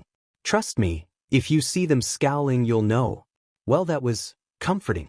Zashi took solace in the fact that none of his students seemed to be hurt, but before he could comment on the young deathfly sprite that was hiding behind Soda, Tensei came back. "Hey, Nizu's on the line and wants to speak to the Terrans." Izuku still couldn't really follow everything that was going on with his limited vocabulary, but he was able to pick up that some HPSC heroes were on the way to rescue them. Azawa took over the comms when they returned to the control room, and within a few minutes there was another ship docking them. Azawa left with the captain's keycard and returned with 3 new aliens in interesting outfits. One looked like Big Bird from Sesame Street, if Big Bird was a chocobo from Final Fantasy, and wore shiny black leather similar to Earth motorcyclists. The speakers they wore didn't help differentiate from the image of the Earth's 1960s greaser style, but the alien somehow managed to pull it off. One was a Fogget, though they were slimmer than the only other Fogget Izuku had met, and they had fewer bumps on their head and back area as far as he could see. Despite bad first impressions, he could tell that this Fogget was nicer, even if they jumped when Azawa first introduced them as Deathworlders. That would follow them for a while, wouldn't it? Izuku couldn't see the final alien properly through their armor. From what he could make out, it was some kind of insect-based sentient, but it wore a helmet that hid its face from view. If Izuku had to guess based on body structure alone, he would probably say that it was similar to some kind of beetle. Toyo would have a better analysis. Izuku was brought out of his observations when Toyo bowed. What were they even talking about? Izuku thought it was just introductions, but maybe he was thanking them for coming out to get them? Whatever the case was, Izuku scrambled to follow Toyo's example, but then had to elbow his would-be teacher when they smiled full force at the new aliens. You'd think after having interacted with other species for so long that you'd remember not to show teeth when smiling. Luckily, Azawa had opened the door for the bug alien to leave earlier, and the two that were still there didn't attack before Azawa explained human smiles. Before things could get too awkward, there was a knock at the door and Azawa let the bug alien back in, but right after Izuku was ushered out of the control room, following the group of adults as they boarded the hero's ship. It wasn't big, but it looked very fast. It was a fairly long triangular shape, almost like a jet but without actual wings, and the back had several thrusters that looked similar in design to the ones on the bug alien's armored elbows. The interior was very high-tech, at least, it looked that way to Izuku. He'd never been on an alien ship before, the one he was already on his side. Once they were on the flight deck, Izuku could see that there was a screen with an active video call on it. A white rat-like alien was patiently waiting on the other end. They perked up as soon as everyone was within sight, placing a hand in the air and doling out what was undoubtedly a human-like smile. The others seemed to shudder at this, but both Izuku and Toyo relaxed a bit, returning the gestures to the new alien's pleasure. Greetings. I am Nizu, pro-hero and principal of the United Association, or UA as you may know it. Izuku perked up, staring at the screen in wonder. He could understand them. Before he could ask, Nizu continued. We have recently updated our translators to include many widespread human languages. I hope that you can understand me at this time. Toyo grinned widely, speaking up for the both of them. You're coming in loud and clear, Nizu. It's an honor to meet you. How can we be of service? That's good to hear. There seems to be a misunderstanding, however. It is our endeavor to serve you at this time. Currently, we have HPSC personnel en route to your location.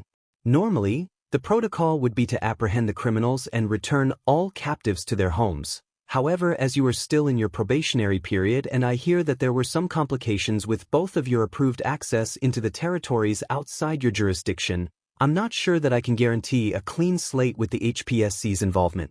Toyo frowned at that, rubbing his chin in thought. You might be right there.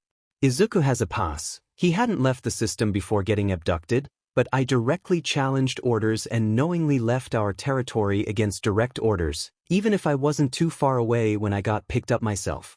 What?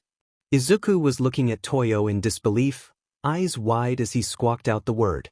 Toyo had broken an intergalactic treaty to come after him? What about the others? The sheepish look he was giving Izuku was not reassuring at all. Nizu was the one to continue though, nodding their head in a humanoid fashion. Did he study human mannerisms? That was actually kind of sweet. Those were my thoughts exactly, and though my knowledge is limited, the circumstances of Izuku's capture also lead me to believe that returning to your station isn't an ideal option either. My proposal is for both of you to accompany my staff back to UA where we can gather all the facts, create a complete story, and then ensure that there will be no repercussions for any actions taken in survival or in the defense of those surrounding these events. Izuku's mind shut down and rebooted. At the United Association? He dreamt of someday taking virtual classes at the station that included other students from UA, but actually visiting the famous structure had just been a dream within a dream. Nizu quickly gathered Izuku's attention once again after giving them both a moment to process the offer. The representatives should arrive at your location sometime within the next half cycle, so you should come to a decision by then. Eraserhead will stay behind with Midnight to help process everyone on the ship. Ingenium and Present Mike will accompany you and the students back should you decide to come to UA. Nizu seemed like they were about to wrap up, but Izuku couldn't help but speak up before the call was dropped. One moment please. Everyone turned to him and he swallowed a lump in his throat. The Deathfly sprite Eri. Is she allowed to come too, or will she have to stay here on the ship? Nizu's eyes remained on Izuku as they gave a sharp nod. A wonderful observation. Ingenium did mention that she was in your group in his report. She has most likely imprinted on several of you in her time on the ship, and it would be detrimental to her health were we to separate her from you now, so if she also agrees to come to UA, I will grant my approval. Thank you for your time and consideration. I hope that in light of all recent events that things work out smoothly. It was a pleasure meeting you. The call dropped suddenly and now they had a lot to think about. Izuku hoped that Toyo would let them go to UA because even if his mother wouldn't approve without a lot of convincing, Toyo had legal say in what they did now, and given the circumstances it seemed a logical plan. Izuku crossed his fingers as Toyo took in a deep breath. Please, please, please. I guess we don't really have much choice then. You ready for a field trip, kid? Izuku just barely restrained himself from jumping in place because he knew he'd probably just scare the new aliens in their group, but he couldn't help the beaming smile he gave Toyo. The man seemed exasperated but was at least pleased that Izuku seemed so excited. Just 1,000 times yes. I get to go to UA? The UA? Am I dreaming? I have to be dreaming. There's no way this is real life right now. Whoa, where'd all that energy come from? Take it easy, okay? We've had a long day and UA will still be there tomorrow. For now, why don't we head back with Aizawa to fill in the others and get ready to head out? Izuku nodded his head vigorously, heading to the door and waiting for Aizawa to use the keycard for access. Toyo shook his head and filled in the others since the universal translator turned off once Nizu hung up the video call. We agreed to come to UA per Nizu's request. The kid is excited, so don't mind him. He'll probably burn off some of that energy soon and sleep while we're on our way to UA. Thanks for everything so far. Couldn't have done it without you. Aizawa shook his own head, copying Toyo as he started leading them back to the others. It's you we should be thanking. Without your help we would still be stuck in those cells. Eri latched herself to Izuku as soon as they returned to the control room, and she seemed to come to life after feeling the elation that was oozing off of him.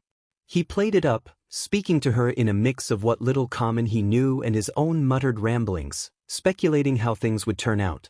The others were soon informed of the developments, and after a bit of shuffling Aizawa led the way back out to the loading dock. Of course Ingenium's ship was still there, but off to the side, just beyond whatever ships the original occupants owned, were Toyo's ship and Izuku's escape pod. They were almost hidden, most of the other ships dwarfing the two human vehicles, but they were there and Toyo was just able to see them due to his own height. Hey, our ships are over there. They won't be able to take us to UA, what with how slow they are, but do you think your ship might also be somewhere behind them? Aizawa huffed. Doubtful. They most likely pawned it a while ago. The only reason yours are still probably here is because they haven't had the time to try and sell them since you arrived. Well, that and they're much more valuable to the right buyer than our mass-produced HPSC training ships. The HPSC will bring them back to your system. Ingenium's ship can't tow them to UA from here. Toyo nodded. Yeah, I figured they'd be okay staying here. Mind if we head inside and see if anything's still salvageable? Aizawa hummed in thought. I would say that you shouldn't try your luck. Usually, these kinds of things are gutted, everything not necessary for a bare-bones ship sale gets used for scraps or sold off separately, but since your species is so new they may have tried to keep everything in pristine condition to sell as a novelty bundle. Good luck, but don't take too long, you should both leave before the HPSC representatives get here. Aizawa padded off to speak with his disembarking students. He was holding Eri, the deathfly sprite having fallen asleep some time ago, and Izuku watched him hand her over to present Mike before he followed Toyo behind the other ships. It would be weird not having Aizawa with them, but Izuku was confident that the others would help keep present Mike and Ingenium calm while they were harboring unknown Deathworlders on their ship. Toyo was about to skip over the escape pod when Izuku paused. Wait, could you open this door for me? Kid, you didn't have any of your stuff when you got blasted off into space. What do you need? There were some granola bars in one of the compartments, and I remember seeing a first aid kit. You never know what you'll need until you need it. Huh, you really do have quite the head on your shoulders. Alright, I'll open up the pod for you. Just head on over to my ship afterwards. If everything is where it should be, then I know where I have a bag stashed away for emergencies. I mean, we're not supposed to leave the system, but you never know, so, as a flora and fauna expert, I may have everything I'd need to survive in a foreign wilderness. Maybe. Izuku no longer felt as bad about Toyo leaving the system to chase after him. From the sound of things, he probably would have gone off on his own as soon as the probation was lifted. The consequences set by the HPSC were way different than those set by human laws, and Toyo probably would have only gotten fined and put on temporary leave if he snuck out on his own after the go-ahead was announced, as long as he came back with something worthwhile. The inside of the pod didn't seem much different than when Izuku had been taken out. The pod's manual was open, face down on the floor by the main seat, but everything else was still in the drawers just as Izuku remembered. The gray prison garb may not have pockets, but it was nothing if not large and flowy, so Izuku decided to use the front of his shirt poncho to carry everything he could with his lack of bag. Luckily this only lasted until he arrived at Toyo's ship where, miraculously, Toyo pulled another smaller bag out of his large camping backpack for Izuku to use. After grabbing a few other items, namely the surprisingly large bundle of blankets and pillows that Toyo kept in his ship's storage, the two humans returned to board Ingenium's ship. They were stared at, but no one questioned why the two humans were holding large piles of cloth and stuffing. Knowing them, rumors that humans needed nests to be comfortable would spread, but after having slept on literal concrete, Izuku was willing to let the half-truth be. Izuku was starting to crash from his adrenaline high now that things were calming down, but he did manage to muster up enough energy to get excited when Ingenium started up his ship. It would never not be cool going into warp speed. After a few minutes, the streaking star light couldn't hold his attention anymore and Izuku made his way to the bunking area. It wasn't large, but Toyo already had everything set up and many of the others were already curled in a cuddle pile. Toyo stayed off to the side and Izuku was only too happy to take the spot in between him and the others. He was out within a minute, but he knew that when he woke up they would finally be at UA. Lord Sasaki, I regret to inform you that the transport ship has been captured. There was an audible crunch as Sasaki gripped his pen hard enough for it to snap, ink dripping onto the table he was working at. The poor grunt who'd been tasked with breaking the news kept his head bowed, hoping that the ire dripping from his boss wouldn't get directed towards him. Explain, there was precious cargo on that ship. It was the Deathworlders, sir. When the ship veered off course, we began to intercept the communications. There was a riot. The UA captives mentioned they were given help by their cellmates, and the records we were able to pull mentioned that the Deathworlders were placed with them at the time. Saki sighed, hovering his hand over the mess on his desk and pulsing energy into the action. A few moments later, he was twirling his pen as if it had never been shattered. Losing the Terrans is a hefty loss, but they're more trouble than they're worth at this point. We took a gamble and lost, however we do need to keep working towards our purpose. Track the HPSC movements until we can locate the Deathfly sprite. We've used up too many resources studying her already and starting again from scratch is out of the question. The guard was silent for a few moments and Saki grew terse. Was there something else? The grunt swallowed the lump in his throat and took in a shuddering breath. According to the intel we could gather, the Deathfly sprite and the Deathworlders have all been taken back to UA at this time. The grunt flinched when Sasaki growled. It only took a few moments for the mob boss to calm, sitting back in his seat with strained ease. No matter, they won't keep her there forever. Track all UA communications for the time being. We will find out when they plan on moving her back to her home planet and intercept them at that time. We cannot allow her to escape. Yes, sir. The grunt took his chance to leave and inform the others. Sasaki was still upset, but the grunt was happy at least to have escaped with his life. I know my plan will work, Sensei. UA has weakened since their loss and striking now will crumble their reputation if an attack succeeds now. We can make a difference, we can show the universe that Hero Society is just an illusion, I just need a Nomu to set loose. Patience, Tamura. No good plan is made in a day. I know I can do it, Sensei, just give me a chance. The man on the other side of the screen was quiet for several moments, and before a reply was given Tamura feared that he may have finally overstepped his boundaries for once. Eventually the voice hissed back through the speakers. You will take Kurogyri with you to scope out the area and make a plan. If your plan is sufficient, then I will bargain with the doctor to use one of his creations. This mission is your responsibility and I expect you to take its planning and resources seriously. Contact me again when you have everything ready. I expect you to plan for the unexpected. I will, Sensei, you won't be disappointed. The monitor displaying the video call went dark and Tamura stood from his seat. He had an infiltration to plan. While the HPSC was dealing with the criminals that ran the ship, one alien in particular slinked away to another area to hide out. It was a miracle that none of the representatives had recognized him, but he supposed that he had been missing for a while now. They probably assumed he was still in hiding after his last stunt. No, there was still work to be done. Hero society was corrupt, and he could not allow himself to get captured before he purged more false heroes from the universe. One day they would see. They would all hear his words and listen to his message. Only those who fought to save others without the need for glory could be considered true heroes. He wished he could have seen the face of the Terran Death Worlder that had helped free them. He had heard enough of their plans from down the hall. The kid was young, but still willing to poison himself for the sake of the others. From the other snippets he'd gathered just from listening, he'd also fought the guards to help another and shared food even when starving. If someone like that child were to become a hero, then maybe, just maybe, he could retire the name stain and allow society to rely on them. He had no idea what future the Terran would have though, so for now he had to find an escape pod and leave undetected. He had a mission to complete after all. He hoped that Hosu wasn't too far away. The escape pods on ships this old were already slow enough. Izuku woke up in an unfamiliar room, but Toyo was there and it was well furnished, so he knew they hadn't been captured again at least. There was a window and Izuku could see that they were at a station, but he couldn't quite see just how big it was.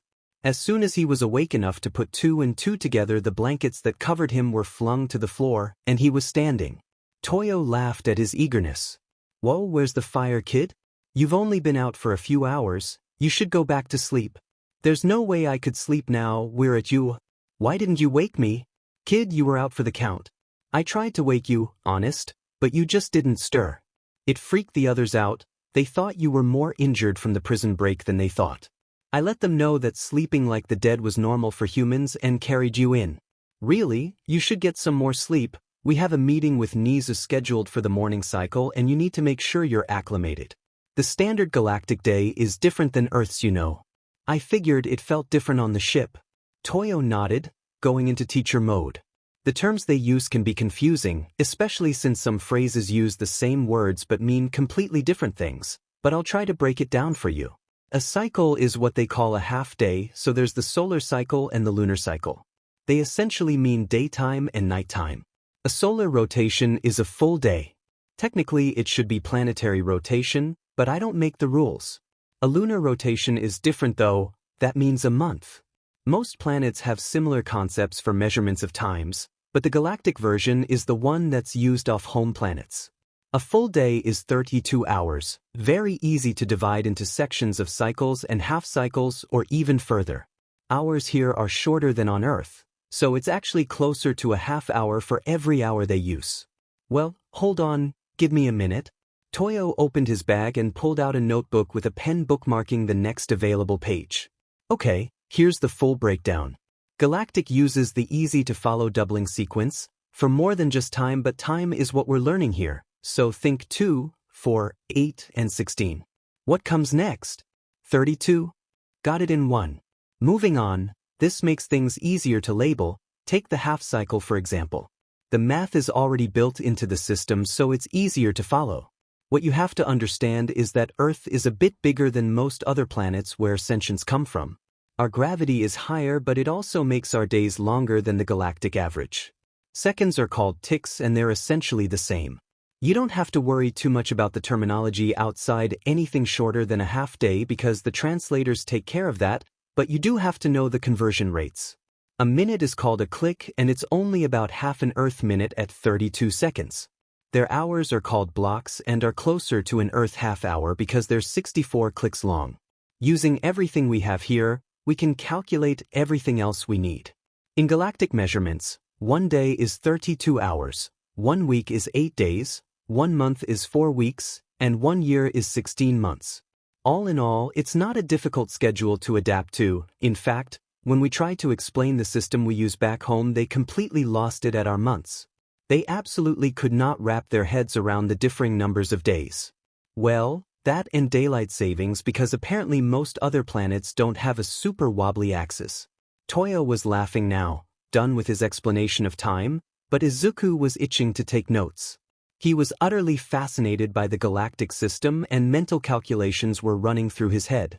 The system was practical and easy to follow, and even if each general measurement of time was shorter than the Earth average, their years were still longer due to the quantity of months they had, and it all averaged out well enough to Hey kid, you still with me? Oh yeah, sorry about that, I get lost in my head sometimes. You said we have a meeting later? Yeah. I spoke with Nizu a little after we arrived, but there are some things we need to figure out with you as well. There are going to be a few options for us, but from how things are going we have a pretty good idea on how things are going to go. They're going to be getting in touch with the station and your guardian in the meantime so we can have a full meeting. Izuku's eyes widened. My mom. Is she okay? Do you know if she was worried about me? Of course she was worried, but does she know I'm safe now? Toyo ruffled Izuku's hair. I haven't spoken to her yet, but I'm sure she's fine, kid. She wasn't the one that was kidnapped. Nizu assured me that the station has been informed of our rescue and by extension our emergency contacts. She knows you're safe now and is probably eager to speak with you again, so you should go back to bed and rest up for the day cycle. No need to get jet-lagged, I promise I'll wake you when it's time to get ready. Izuku nodded, mind now preoccupied with thoughts on how his mom was coping. She was already a nervous person to begin with, and it took a lot of convincing to allow her to agree to send him out into space where his father had met his own demise years prior. Izuku hoped that she wouldn't force him to come home. Even after everything, he still wanted to explore the stars. Izuku woke with a start, Toyo having shaken him awake. He wasn't rough though, and to Izuku's surprise there was a tray of steaming food on one of the tables waiting for them. Toyo smiled, clapping his hands loudly once. Rise and shine, it's a new day. Check this out and tell me what you think. Until he gestured at it, Izuku hadn't noticed the outfit change. Gone were the gray garbs and now Toyo was wearing a yellow jumpsuit with white and orange decals. It's nice? Where did you? Awesome. I designed it myself. Did you know they have fabricators here? UA has a support department like no other, but simple things can be printed with the press of a button. Here, I already made a basic jumpsuit model, we just need to scale it down and you can customize it. Toyo looked like a kid in a candy store, but Izuku couldn't deny that the thought of clothes that actually fit again sounded nice. Toyo handed Izuku a large pad with the schematics for a jumpsuit displayed on the screen. The first thing Izuku did was change the bright yellow to a more reasonable green. The decals were fine, but he still changed the colors to white and red for the accents. Much better, and to his surprise the print button was labeled in English. Pressing it opened a compartment in the wall of their room, and before his eyes a machine began to create his clothes. So cool. It was kinda slow though. Great. It should only take a few minutes for your suit to finish. You should shower and get ready.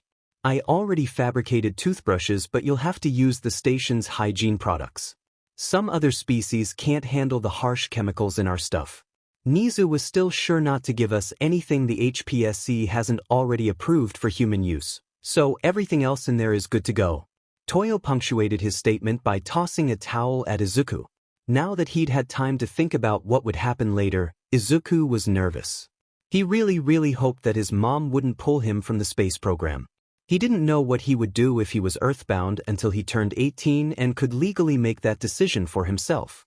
Still, a decent shower sounded amazing after being held up for so long. Izuku had managed to keep his hair mostly tangle-free in captivity, but that didn't stop the natural oils from building up. The shower, to Izuku's immense surprise, didn't look much different than an Earth setup. Was that intentional? Did all species use a similar building style, or was UA really so accommodating that they took the time to research and create something unique for every species? Everything was even labeled for easy use. Izuku may have been just a tad biased, but it felt like one of the best showers he'd ever had, and Toyo placed his new jumpsuit by his towel before Izuku had even finished showering. The toothpaste wasn't minty, but it was effective enough, and soon Izuku was ready to take on the day. Physically.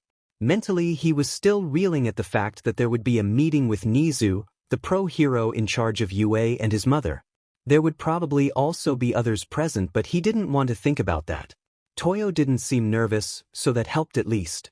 The walk to Nizu's office was relatively short. Toyo already knew the way since he'd checked in with everyone else before, but Izuku couldn't help but stare.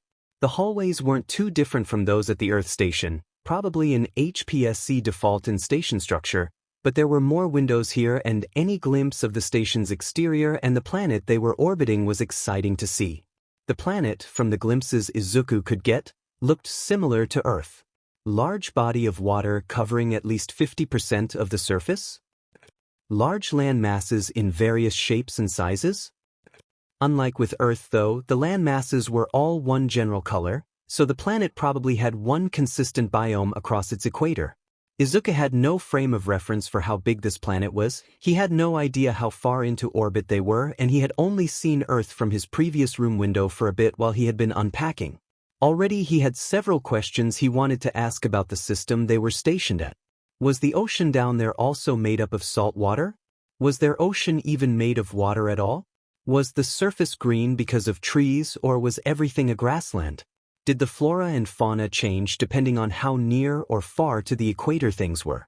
Did the flora and fauna differ greatly depending on which landmass you were on? Hey kid. Huh. You're muttering, you good down there? Izuku felt his face heat up. Yes, sorry. No need for that. From what I could pick up you were thinking about some interesting stuff.